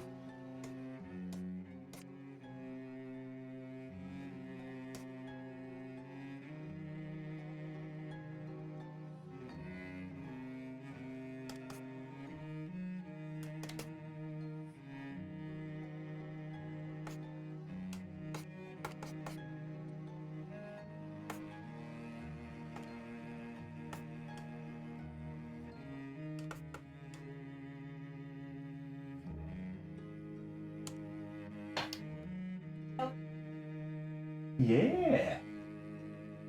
Cool. Wife gets off work tomorrow because of a snow day. Because it's snowing in Texas and the world is crazy.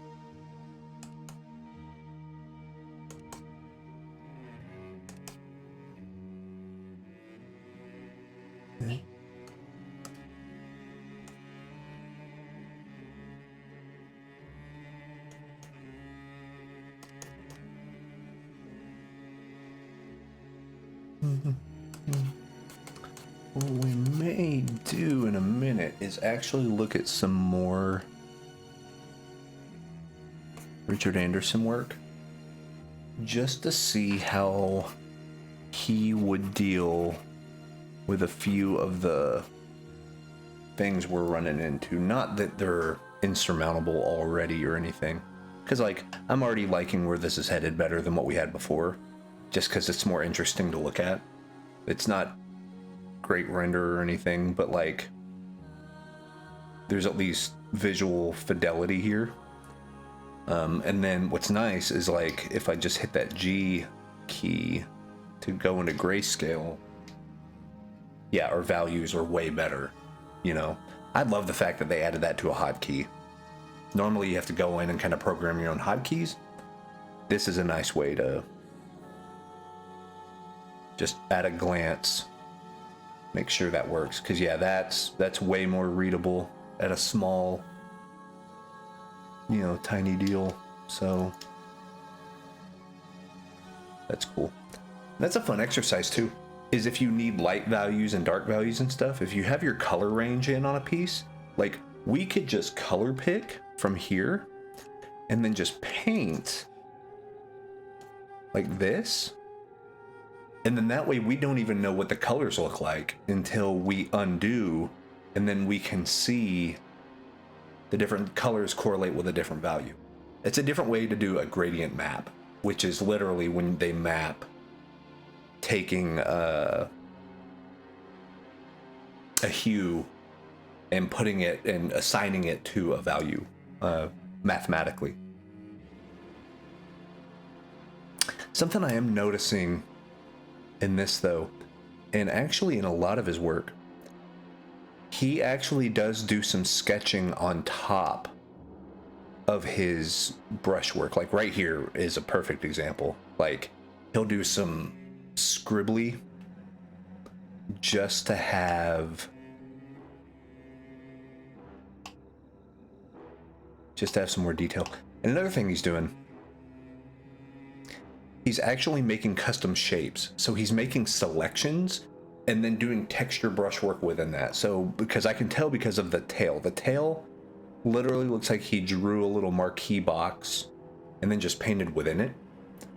So like if I wanted to do that, let's say I wanted to do that for the shield here, what I would do is I would come up here, I would have a selection tool, have a circle selector. Come on. Kim? Oh, it's thinking about it. All right. Selection. Why is this not letting me go over to okay, so add to selection, new selection.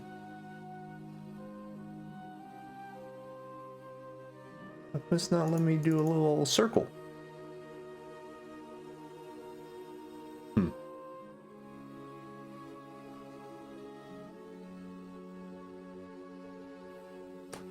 How does this work? Okay, hold on. Now we're gonna take a...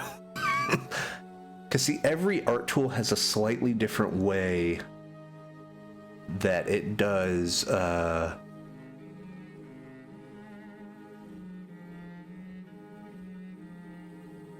Magic wand tool. It's weird.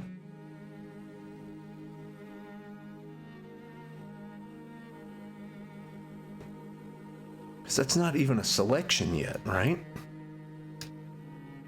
Oh, and then you hit enter and then it makes it a selection. I got you. Okay, still. If I deselect all. Why can I not come over here? Why can I not do these other ones? New selection, add to selection, invert, contiguous,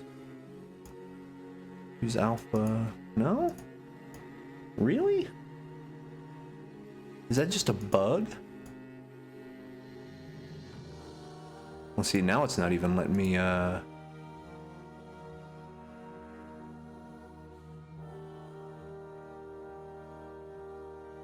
pick the square.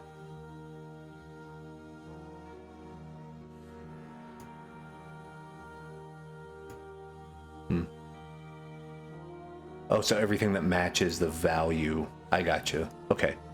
So that, I mean, that makes sense. I want that shape. Give me that shape.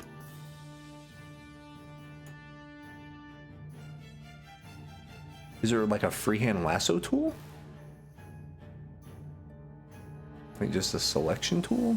I mean, that is a selection, but transform, canvas size, redo, undo, eraser, clone, smudge, which is handy, but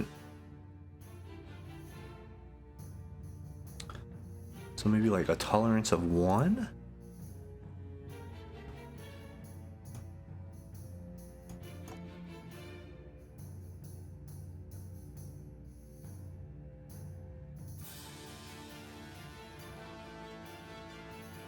Okay, window,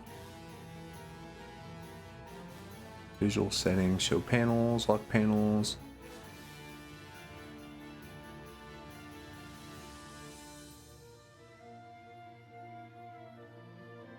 Why is that not letting me do that? Huh. Anyway, what we are looking to do is make a circle. I wonder if I do it on a new layer.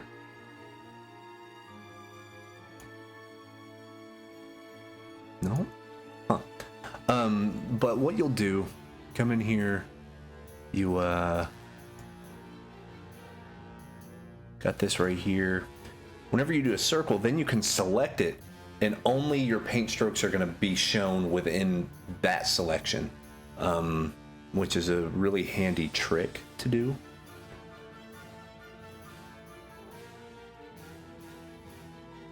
What's funny, this is actually the point to where I could probably send this in if, let's say, one of my tasks was to make, oh, here's some lizard men to, you know, we need them on a battlefield and they're looking out at the distance. And I sent them something like this. I'd be like, you mean like this? This would get good.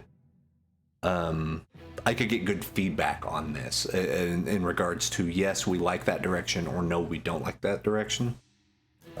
Which is handy because it lets you kind of join up with the art director and be like, is this what you're looking for or not? So usually I try to provide 3 to 4 to choose from, usually 3, because if you do 4, at least for me, 2 of them will be pretty similar. So if you give them 3 different, completely original, you know, each one looks different than the last, they're more likely to pick one and enjoy it rather than seeing that you're going back to the well too many times. I got that.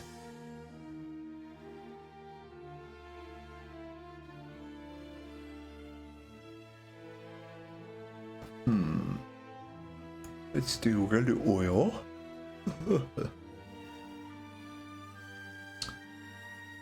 Flat wet brush and see what we can do here.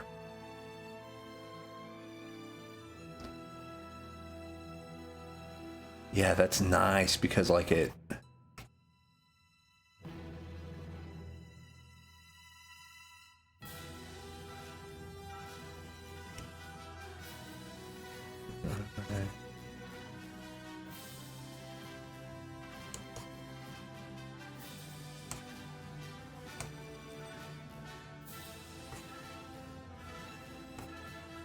Ooh, and then what we can do, if you see a cool thing about his work, you'll see some symmetrical shapes in the back, like these straight lines right here. So that way, whenever you zoom out, you could infer that this back here behind all of our figures is a building or some sort of structure, which maybe, maybe not, but it's enough information to like let you believe it. So that's actually what we can do here.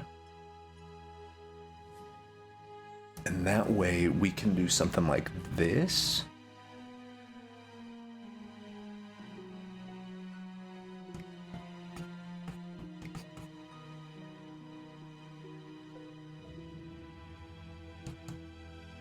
See, and this is a good technique too, because you're still showing a difference between your forms. Wet blend models, and just picked up paint water thing, and it was my that means congratulations, that means you're an actual artist. Welcome to the club. I have drinking so much paint water in my life that like, and here's the worst, do not drink coffee at the same time that you're painting, because dirty paint water and coffee have the same color, so then you have to smell it. And then since the whole room smells like coffee, you don't know what you're smelling. It happens. It absolutely happened.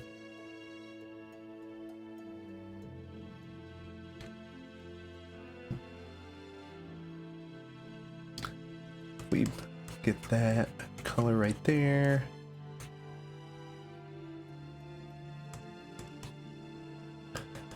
And then here, yeah, that could be a dilapidated city, sure, right? But wet blending is awesome. In traditional art, it's called alla prima, wet on wet. That's the best way to get the best blends. Like, oh man. And it's fun. I like that. I like the sort of wet into wet blending. Layering and just waiting for stuff to dry and then going back over it, that's fine if you want like a really, like, because I have a few of the not starter like kits, but the intro boxes, like the little tiny, you know, $40 US, here's 2 factions, here's a quick rule book, those little intro sets. And yeah, that's what I noticed whenever I did a few of the Space Marines. I was like, oh, I could see why you would want to layer, especially Space Marine armor, because you want it to really be opaque. If it's white, you want it to be really white. Like if it's white scars or something like that, you want it to really pop. But then that slight glaze on top, you can really start getting some of that grit and that grime, and it's nice. Like, it's funny, I really look at miniature paints and paintings because the miniature itself, since it's a 3D form, whenever the photographer or the artist takes a picture of their model, the light does cool stuff to it anyway, right? Just because you have a tangible thing that you can hold in your hand. So of course it's going to react to light naturally. And to see what those colors do, I've done that. I actually did that on 2 of my pieces for Warhammer. Is we had a little meeting and it was like, hey, why don't we look at these, you know, artists and these, you know, some of our Games Workshop heavy metal painters. Let's take a look at some of their stock photo. And I did, and I was like, oh, I see. So whenever that wraps around there, and like, it's super helpful. Like, I think painting minis would be a good thing for me to go back to, because I'll think more render-wise. I'll think more like, if I'm going to take my picture and my light's coming from here, the shadows, and I've started to see painters, mini painters, do object-based lighting, or object source lighting, is I think what they call it in mini paintings. To me, it's just ambient light. What lights are getting cast onto the thing. But it's beautiful. That stuff is gorgeous, man. And yeah, it's super fun. It's the best troll. It's gray. Beautiful bone gray. The white scars.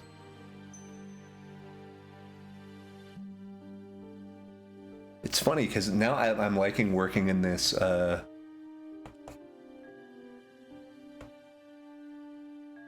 color, in the black and white, because I don't know what the actual colors are right now. So let's take a look. Yeah, see, it still works because you're pulling from your piece, so you're never not gonna get the correct color. It's all about value.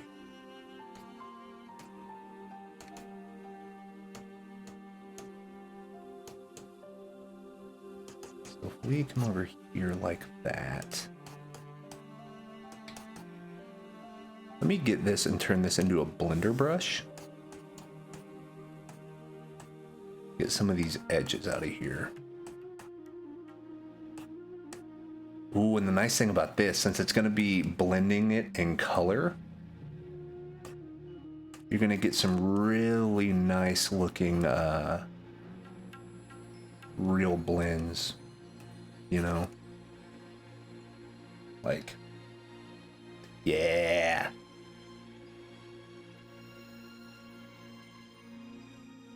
And then get that slightly darker. Blend that in this way. Then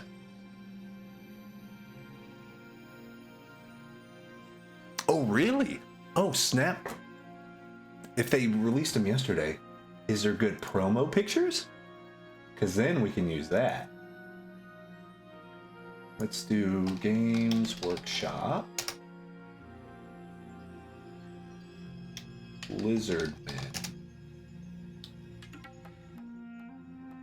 Because there's that Start Collecting. Skinks. Let's see. Those are some blue boys.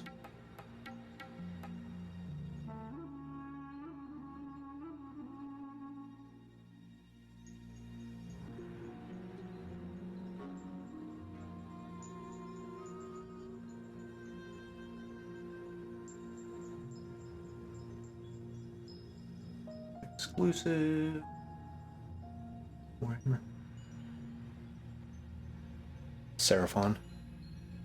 Oh, yeah. Gotcha. Oh.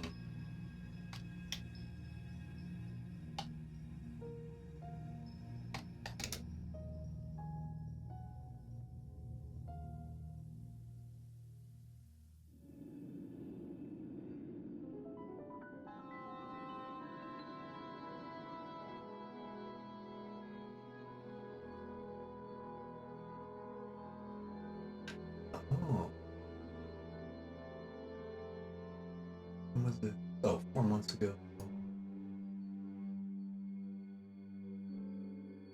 There we go. Bell of Lost Souls. Let's take.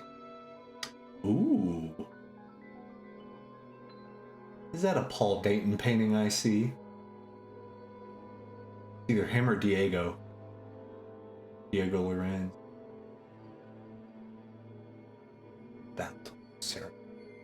Let me check this. Warhammer. Sigma.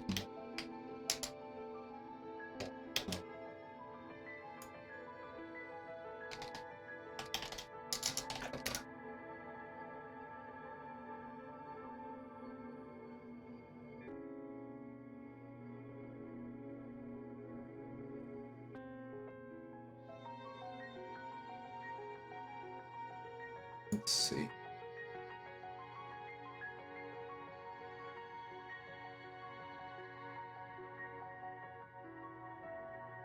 That terrain is sick.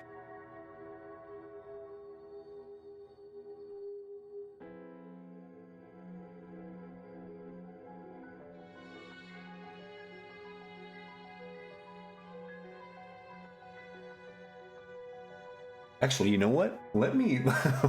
I'm gonna bring in... You know how we have PureRef open? Bringing you over here, friend. Because that's nice to be able to look at and kind of see. That gold is beautiful.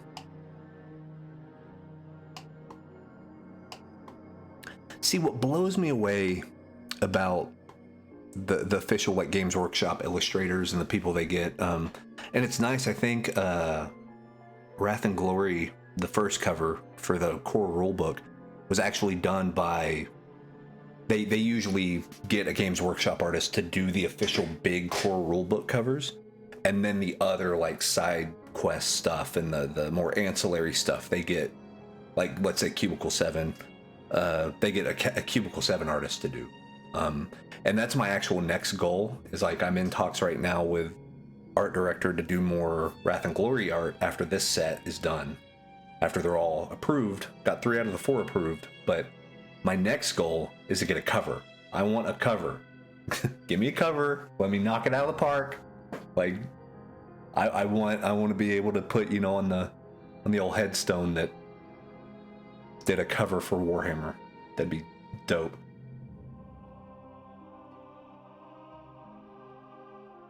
Yes, so that's a weird thing, and I know we haven't painted probably a lot in the past 20 minutes, but that's a funny thing, is like for Magic the Gathering, people will blast the new art for Magic the Gathering, say it all kind of looks the same, and it's very, oh, well, it's very samey, and you know, and some people will say the same thing maybe about this newer generation of Warhammer art. But to me, and this sounds really mean, and I don't mean it this way, but like, there is a difference. The art now is better. It's just better. It reads better. It's well rendered. Some people will say it lacks imagination, and I don't think that's true. I think that if anything, this builds more of a story. It's more cohesive. And it builds, like, I know what Age of Sigmar is. You know what I mean? Like, this cyan color, this is everywhere. I guarantee you there is a hex code that they will send if I ever work on Age of Sigmar, like Soulbound or, you know, the Cubicle 7 stuff. They're going to send me this color and be like, make sure a lot of this color is in there. You know, yes, and see, a lot of people, so that's a good, let me bring that over too. So I will say, I do, in a nostalgic way, I like this because of where it came from. Not everybody was super well-trained machines as far as art. Like, oh, well, you need to have a ratio, you need to have the rule of thirds, you need to, you know, pop the contrast, make the background light, the foreground dark. You weren't so enamored with the rules, because like D&D art is the same way. It's exactly the same way. There's a term, and it doesn't, you know, doesn't mean to be mean. It's just a descriptor. This is like high school notebook art. You know what I mean? Like, this is the type of stuff that if you're bored during science class, you would sketch this. And that's whenever they were first starting in these companies, that's who you had as your artist. Is like, hey, who do we know that can draw? Oh, so-and-so in math class, he could draw pretty well. So let's get him to do the thing. But now there's so much competition, and there's the level is so high that, like, if you're not at least this good, you're not getting a gig. So in a weird way, the art scene now is more kind of incestuous. Like, people will look at other concept artists to make concept art. And it's very iffy, because you really do start getting samey stuff after a while. It's like, I love the art of The Last of Us and The Last of Us Part 2. But if you look at The Last of Us Part 2 art, and you look at art from Anthem, one has cyborgs and one doesn't, but other than that, they're kind of, I mean, that's a very similar design feel. And not to say it's bad, I wish I could do that stuff. Like that photo bashy, you know, matte painting, gorgeous art. But this is more my jam. This is more where you can see the artist's intent a little more. instead of it just being production art. So production art in tabletop games is made to inspire imagination, because that's what we're selling. I mean, that's, at the end of the day, that's what Games Workshop or, you know, Wizards of the Coast or whatever, Fantasy Flight Games, White Wizard Games, any of these companies, they want to sell you stuff to help you tell a story. So it's like, make bigger, epic, you know, you would find this on the scrolls. Like if you were to find an old ancient civilization and their version of a Bible, this would be in it. You know, they want that sort of oomph to the piece. But back then, that's what this was, which is really cool. And sometimes I will go on kind of a deep dive. I have some old codexes, and I'll look at some of this and I'll be like, what can I bring in now that has this, like that has the basic ruts right here and the not great hand rendering and the, you know what I mean? Like, quaint is not the right word, but this is very, this is the soul of it. This is, you know, people talk about grimdark. This is probably what they mean. Closer to this, you know, you know, certain demographic would call this like, what is it? The clown vomit, like the candy coated, but I love it. I mean, I still think this is gothic. It has the feel. It's big. It's epic. Like, give me this any day. But going back, you know, does it have the spirit of something like this? They go through old codexes. That's cool. Because see, like, another thing, this brings this up. This is funny. So whenever you order a copy of Cyberpunk 2020 or 2077, you get a digital copy of the Cyberpunk 2020 rulebook. The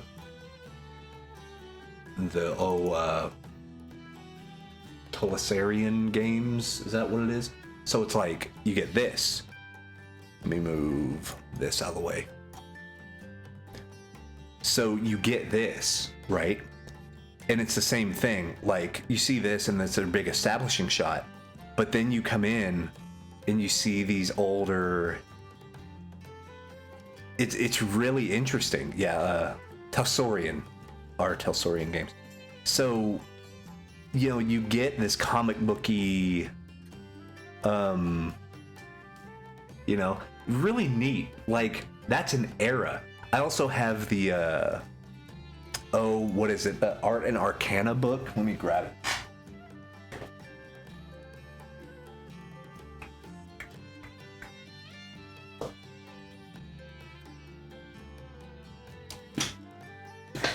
Yeah, and this is basically like the, let me move that out of the way. This is basically the, kind of a lore Bible in regards to art of old D&D, and it's the same way. Just really old school images and stuff like that. Just really great to go back, because the way I like to work is like have reverence for what came before me. You have to. I mean, if you're in this business, you got to know, because that's, I mean, without this, I would not have a job. You know, without that stuff, it just wouldn't happen. So it's my job to keep up with this, but to remember this. And I think there's something nice about that, because you never don't get big-headed. You don't get, you know, you got to remember where you came from. And that is very much a thing that I like to do, is to go back and study that stuff to make sure that my stuff doesn't lose that. Because I think it's critical. That's history, man. That's everything. Let me go back to black and white here. Change that. Let's do this. Thick, dry.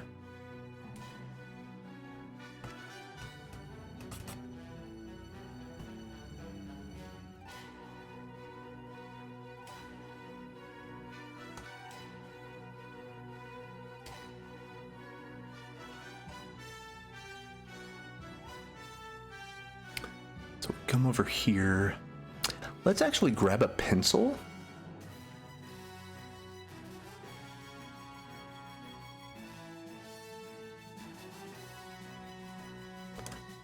come and do a quick sketch over. So if we come over here, we have a brand new layer.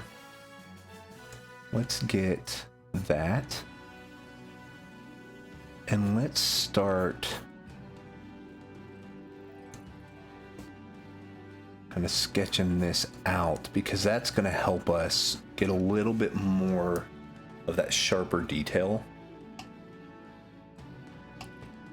Like this. So we'll get some of those, and then like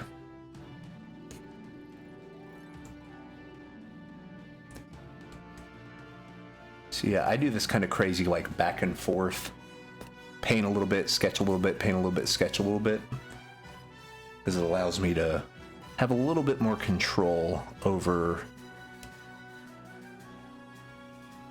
what I'm making.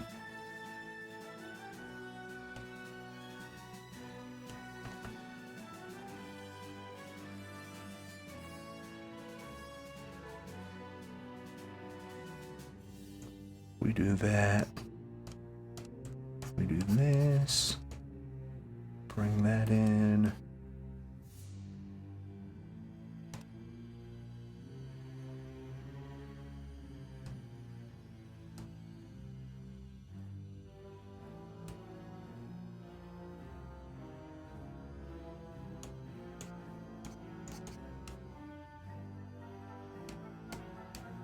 There we go.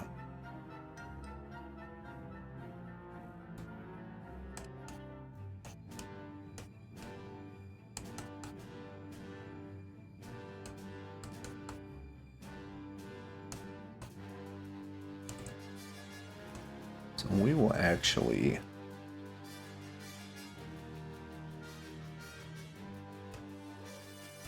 it's funny because now I'm not even going back to my original reference. I don't even think we need it at this point, because we kind of have our shapes, we have our design language up. So yeah, we may not even need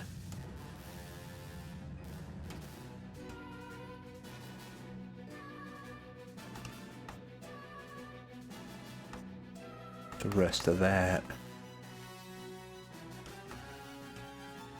Do this. Over to black here.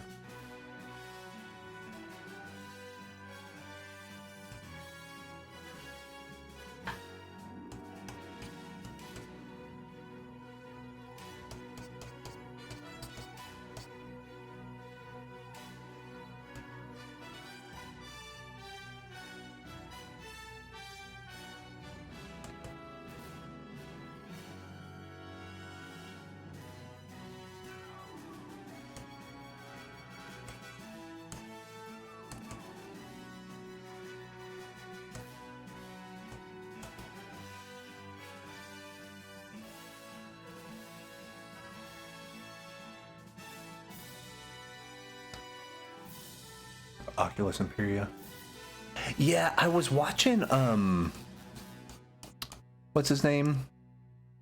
Luton? This was a while back.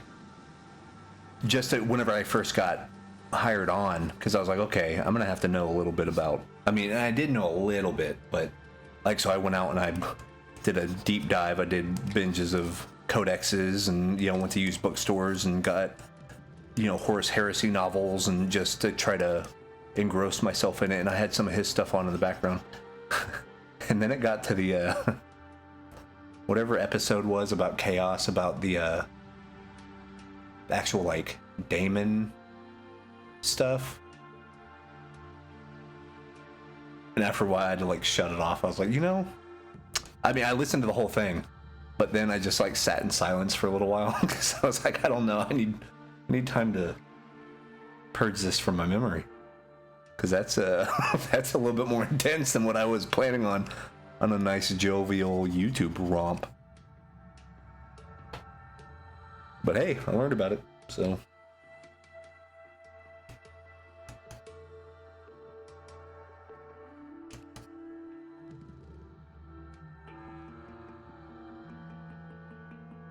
All good. Yeah, I need to bookmark, because it's nice to have that stuff on in the background, because I'll either have stuff like right now we have Blizzard music playing, but like something thematic to keep the mood sort of going. I have quite a few audiobooks from Black Library.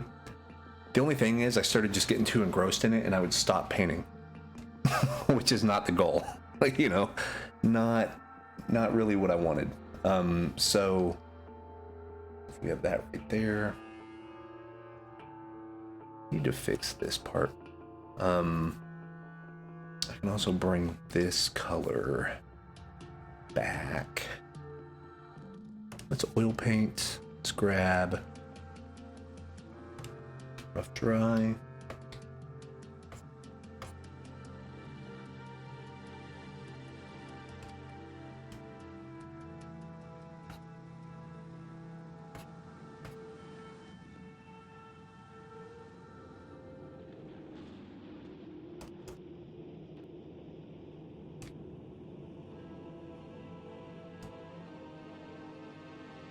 I don't like that shape a whole lot. Let me... Yeah, that's better. More of a separation, but I want him... This might be where I can bring in... I don't know, do I like that? I don't think I do.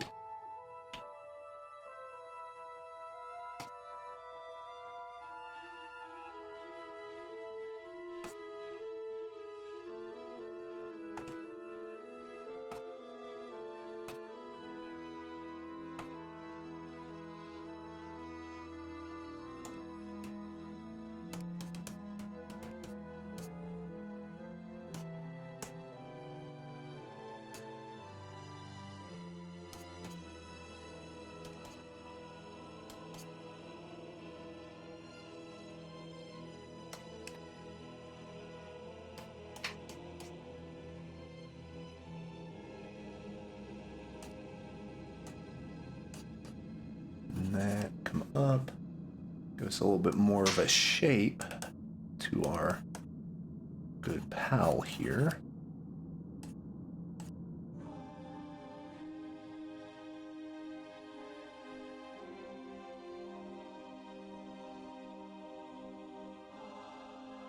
There we can actually...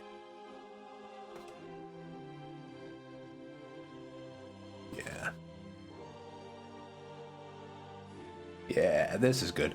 This is feeling more like a battlefield now, because it's a little bit more, there's more information around, you know?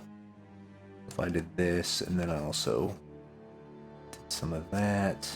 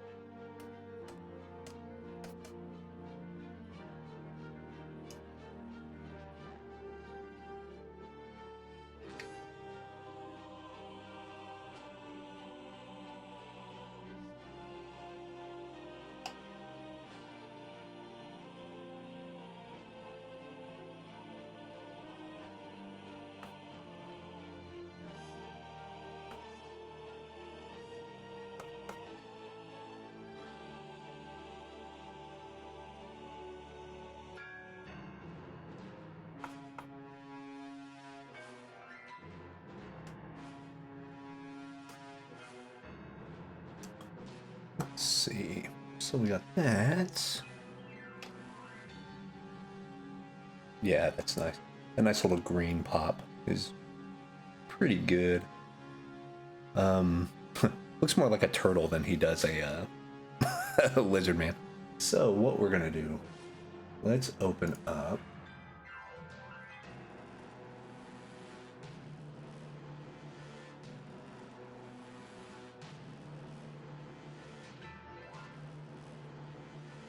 Figure. Oops.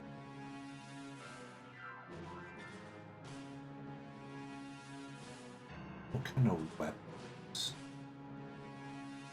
Really, it's like a big,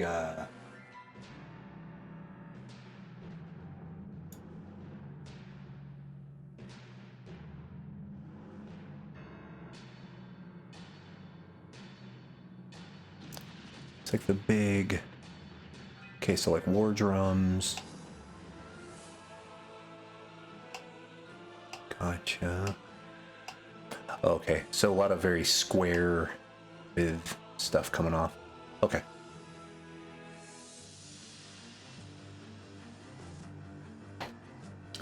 So for that, here's what we'll do. I'll have that up.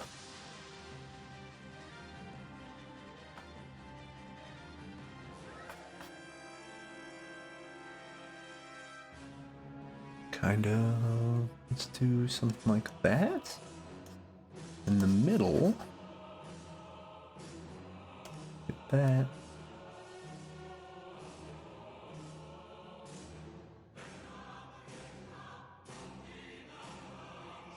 I might get rid of that piece because, there we go. Something like this. Yeah. Gotcha. Oh yeah, and that makes sense because then yeah, you have the kind of that sort of like puzzly, mosaic-y stuff to where it all kind of fits together right here.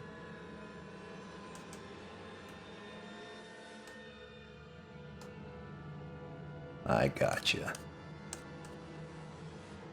Yeah, so then you bring that back in and there you go. So what I do need to do to be more on brand is to make them that kind of nice turquoisey blue color. So what I'm going to do a little bit of mental math real quick. I'm going to make a new layer.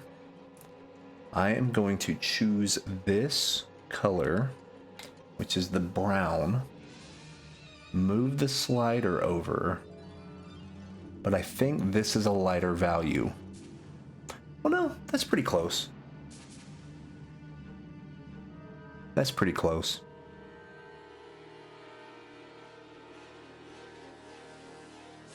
So what I'll do is I will replace some of these with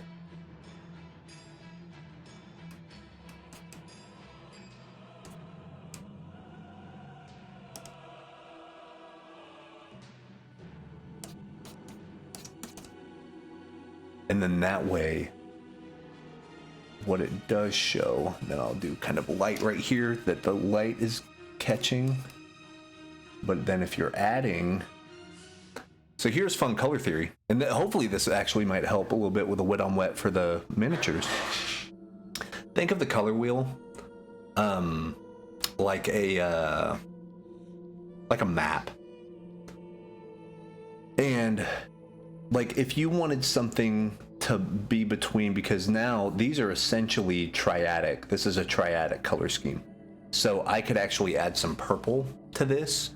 So like if you have this yellow up here, which is what the sky is, then you come down here, and now we have our cyans. Then if you cut across again to make that triangle, you have that kind of cyan, yellow, magenta, you know, CMYK. If I want something to look a little bit more yellow than the cyan, I'm going to move it up closer to it, and it's going to start making it green. So not only am I going to make this a little more green, I'm going to desaturate it, take less of the color or the hue out, and then bring it closer to a gray. Because the magic happens in the grays. Muddy gray colors are mwah, that's where you want to be. I would actually argue that this is too saturated, what I have right here on my canvas. But we can always temper it back digitally. We can do a hue saturation layer, pull down the saturation a little bit, then mask it out, and then highlight parts that we really want to pop, which we'll do near the end. But yeah, so I'm doing a highlight, and basically I'm taking this yellow color and then trying to find that turquoise color that the skin would be, the local color of the kind of scaly skin, and meeting in the middle.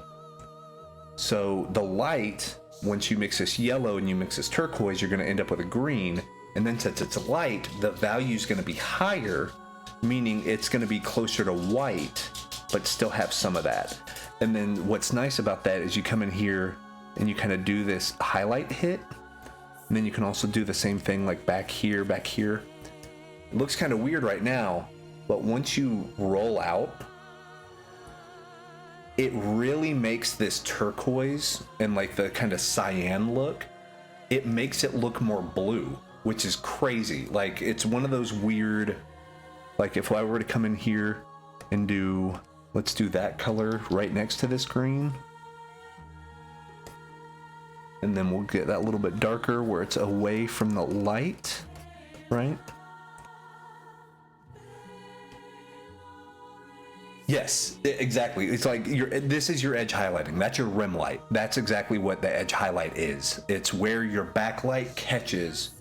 A lot of people talk about subsurface scattering, which is where if you hold your hand up to a light and you see where it's like pink around where your fingers touch, that's the translucency of that mixing with the light. Like, so yeah, light's really interesting, but there's ways to cheat it. There's ways to just fake it.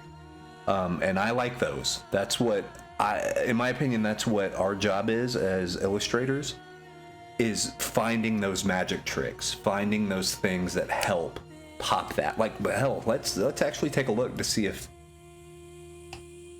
this does it. So if you see some edge highlighting, yeah, a little bit right here. So you see this yellow, right? You see that turquoise color and then the darker because it's in the shadow. But then here, nice green, really nice green. So yeah, checks out. It's just, you know, he spent 4 weeks doing his and I took 2.5 minutes doing mine. So his looks better. But finding that calculation, basically you're like a human calculator, like, well, if I mix this and it's 20% this with 80% that, and then meet it in the middle, and what does that mean? And so like since this is more cloud cover right here, and I'm just tossing this out there, this is more cloud cover based on your lights and your oranges and your yellows, but it's covered, it's not as intense. So this green is actually closer to the turquoise than it is the yellow.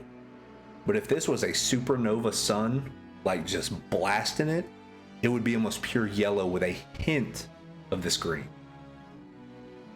So it's about intensity. Like, where's the light? How far is it? What's it coming from? There's a lot of that to kind of look out for. But yeah, it's cool.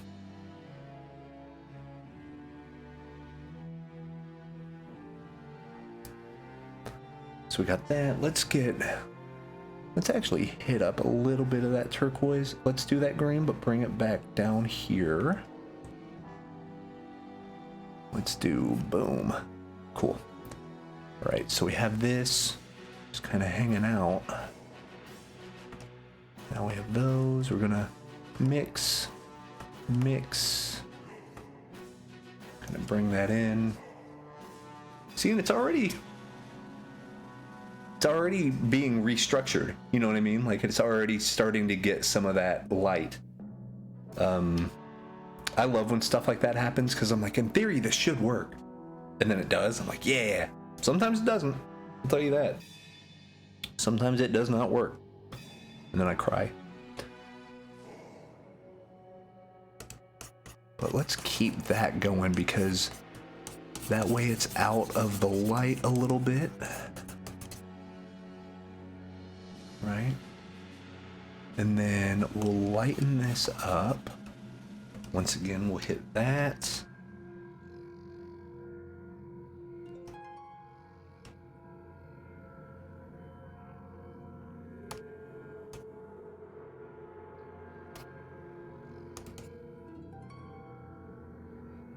The darkest value there. Yeah. And we'll get the lightest value, just a boop. Kind of get that.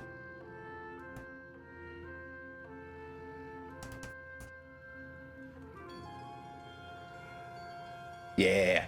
See, now we're starting to get... Here we go. Now it's starting to get there. And how we talked about the triadic colors. So since we have the yellow, since we have this green kind of darker cyan look, we can mess a little bit with these purples. I would argue the best place to hit these purples up, because purples are very dark as far as values are. Whenever you get to your cool colors in grayscale are much darker than your warm colors. So your reds and your yellows are super bright. Your eye, the way those colors come in are very vibrant and very intense, but they're bright. That's why stop signs, stoplights are all red. You catch your eye real quick. No matter if it's dark outside or whatever, that red just pierces through. So your warm colors are going to be, a lot of times they're going to be your highlight color, really. And then, because what we did with this blue, this cooler blue, is we made it warmer by adding yellow to it. So it started bringing in that. So your purple is going to be dark. So a great place to use purples, and perfect example. Let's take a look. Use your purples in your shadows. That's great. Another thing, if you want to add very good vibrancy to your shadows, never use black. Never ever use black. You can use very, very, very close to black, but never black. Give it a pop of color, because you'll see here, even here, it's just because, I guarantee you this is not pure black in the actual print that he made, but because of the compression and, you know, you have to post this, make it a JPEG, it's gonna go to black. But you'll see really close here, like see some of these purples. Black Templar. Well, the blacker the better.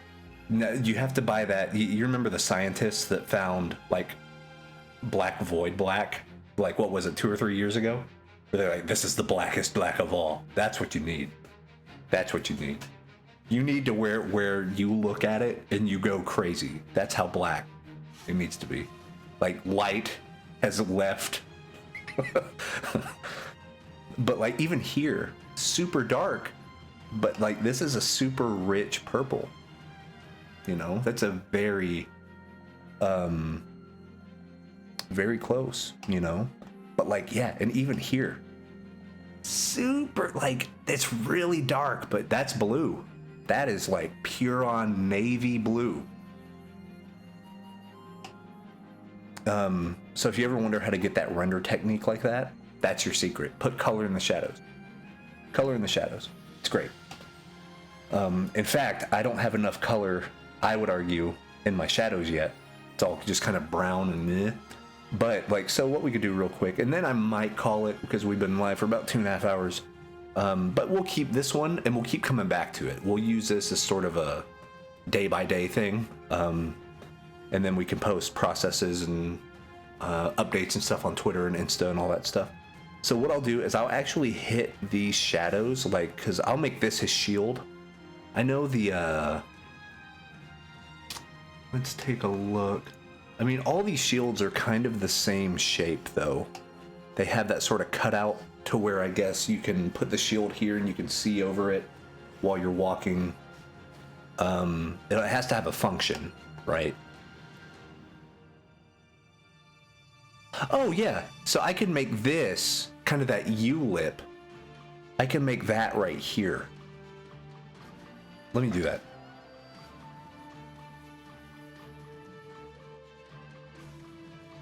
Let me do that. Let me grab this. make this bigger, come in here like that U lip, and then what we'll do instead of this coming down that way, let's do more like that. And then we'll scoop.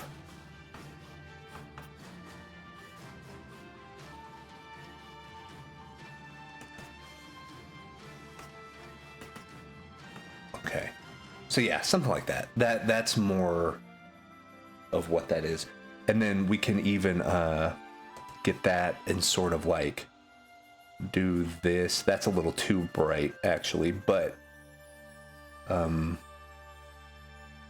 yeah, let me grab that. That's even too bright. I know that's the wrong color, but it'll at least be the right value. Kind of start giving the wedges and that. So we have that as our shield. If we take this dark color, so we have kind of this shadow color, right? Now, oh, this will be complementary. So this will be great because it's that green. Bring here. Keep it dark like that. But you'll notice that that's like, the value's pretty dead on. So if we got something like that, and we come in here, let's do that. Let's kind of blend these together.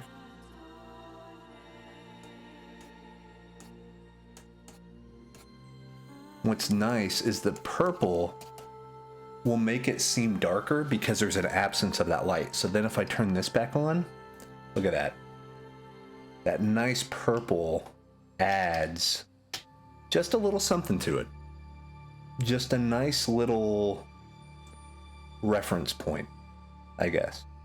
Because then what we can do, we hit this. Well, actually, we can hit that right there. Bring that down, maybe even a little blue, like a little closer to this.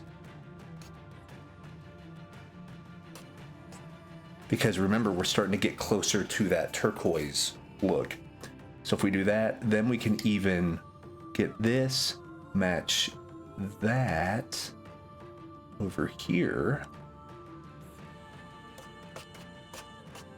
And now it's gonna look like it's a nice blended transfer of, but we didn't blend anything. We just physically chose these colors, you know, but it does. Then you zoom out and it looks like it's like gradient blending into this. So that's where you can actually come in and this nice texture that they have in regards to the scales and stuff. And like this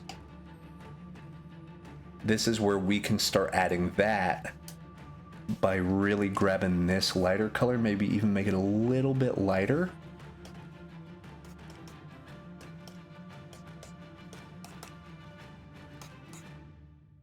Maybe too light, but that's the sort of thing where you'll start getting like that bottom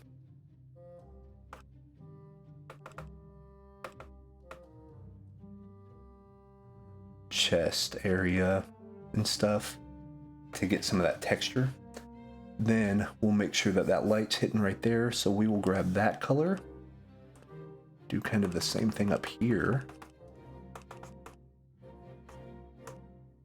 I learned this trick from Randy Vargas. He's a painter for Magic the Gathering, and he kind of stipples the lights and the shadows and stuff. This is kind of what he does, and then he just goes over it again and again and again, and it works really well because it gives a lot of visual interest.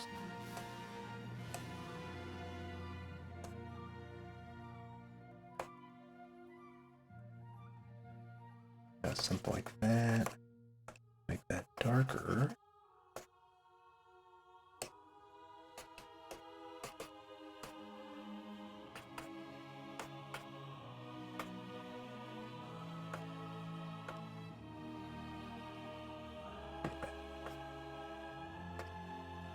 Take care of that.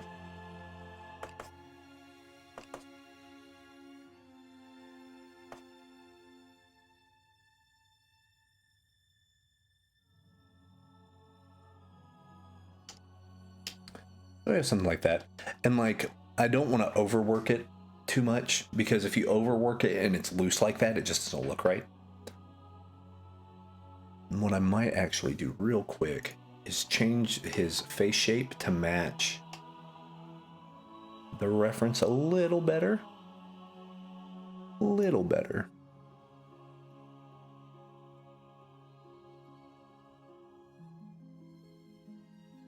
So we'll kind of come in and we will use the colors and the values to shape this out.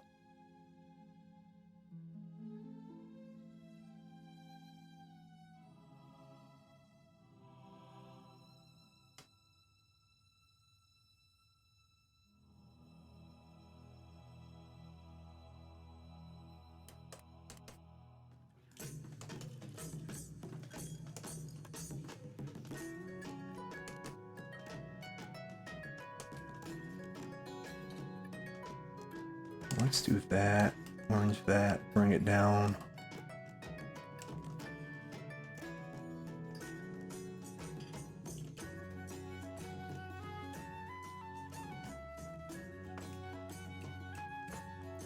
There we go. Now we're starting to get that nice, like, painting look, you know. Oh, I see. His little mouth is in the wrong spot. Bonk. Easy peasy. There we go. There we go. That's looking a little better. The silhouette just has to be right.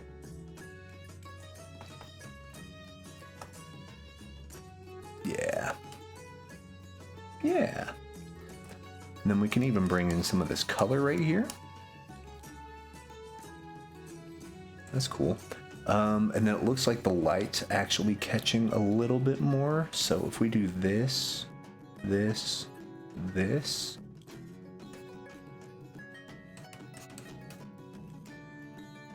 And then we will structure, there we go. Something like that. Just to give us kind of a quick outline. Yeah. Get that a little darker. Boom. Then let's get that.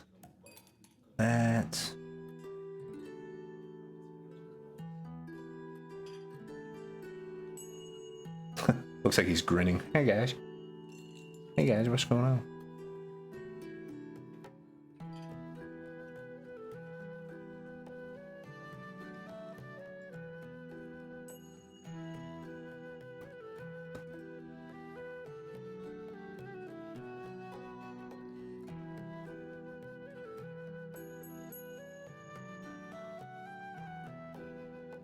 Alright.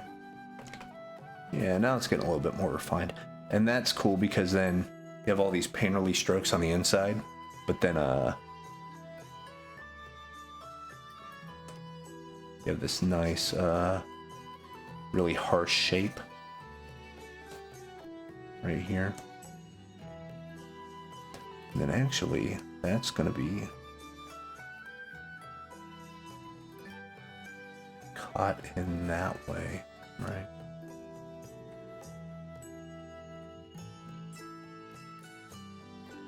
He looks a little too happy, so let's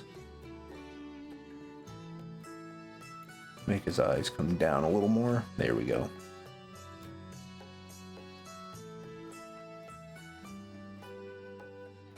Cool. Yeah. Feeling okay about it. Let's actually bring this in.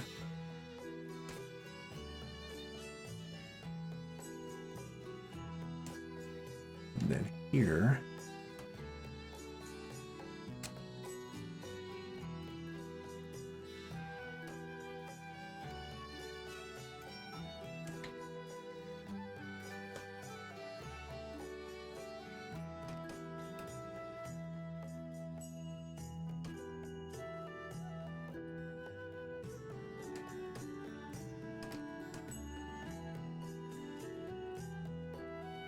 Gotcha. And that comes to a Yeah, kind of more of a... Oh. Comes more of a point.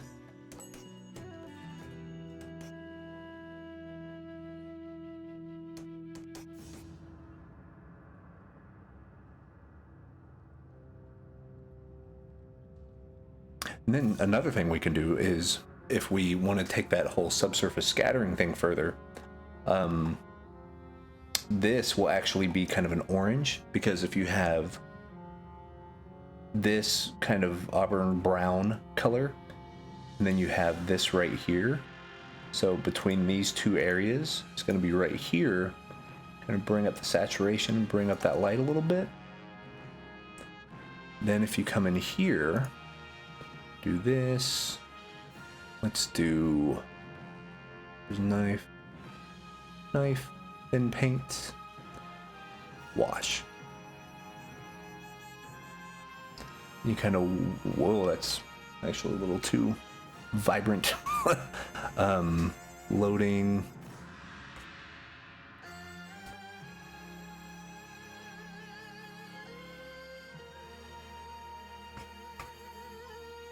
So I actually need that. Oiliness, loading down. And then let's bring up that saturation and the lightness a little bit. Yeah, there we go. That's more what I was looking for. That kind of translucency. Because then you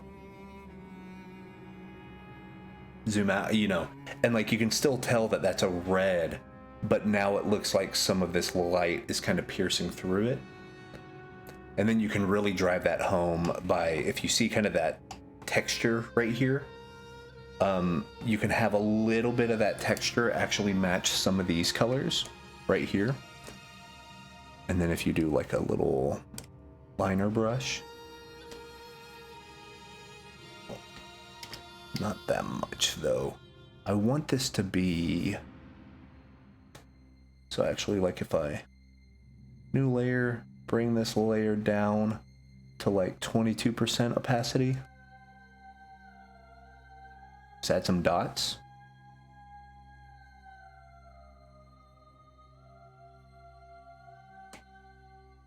You know, and this is actually what we would do at the very, very end for rendering, but just to kind of show what we'll be doing next time.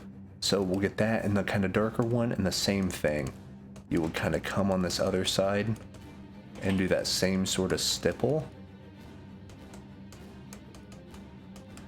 And it's not a huge thing, but like once you zoom out a little bit, it can start to give that appearance of there's a texture here, and you can really start to refine that after a while. I wonder if this one does that. Maybe, kind of, sort of, on the gums or the mouth opening muscle. Yeah, cool. Got that. We got a little away from the Richard Anderson stuff, but it was a good way to get our idea of what our pose should be here. But I think this will be a good place to wrap it for today. Let me save that. Yeah, thanks for hanging out, everybody. And what we'll actually do real quick while I'm thinking about it, since Straw wanted a piece of hay, what we'll do, let's hook our boy up. Let's go liner. Let's go on this layer right here. Let's do something this color. And like the hay itself, let's see. Let's actually,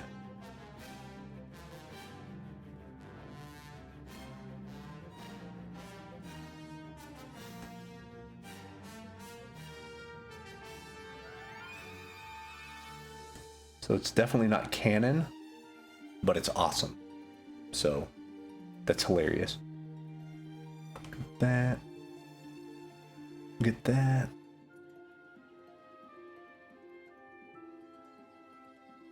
There we go.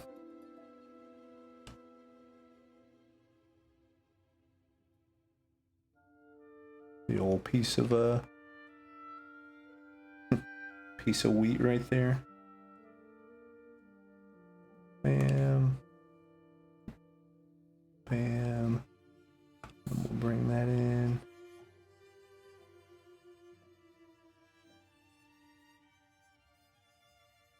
There we go, and then we can. He's chewing on it, you know. No biggie. But yeah, I think that's what we're gonna call it for today. Thank you so much for hanging out. Let's go to bam, main page right there. Yeah, I'm feeling good about this one. It's one of those that it's pieces like this that I really like having an art director to kind of tell me where to go and what to do next. But we'll just do this one casually for fun, you know, use this as our big fantasy piece that we can all work on together. But that's my time. I will be live again tomorrow. Just kind of probably messing around with the same one. It's fun, it's relaxing to kind of get some of these vibes and try to make this make sense in regards to composition and make it feel like Warhammer. And a lot of this, I think you guys will be surprised at how much of this happens at the very end. Like the last 5% of making a piece, because that's where you do your smudges, that's where you do your one last texture pass, hue saturation adjustments, value adjustments, things like that.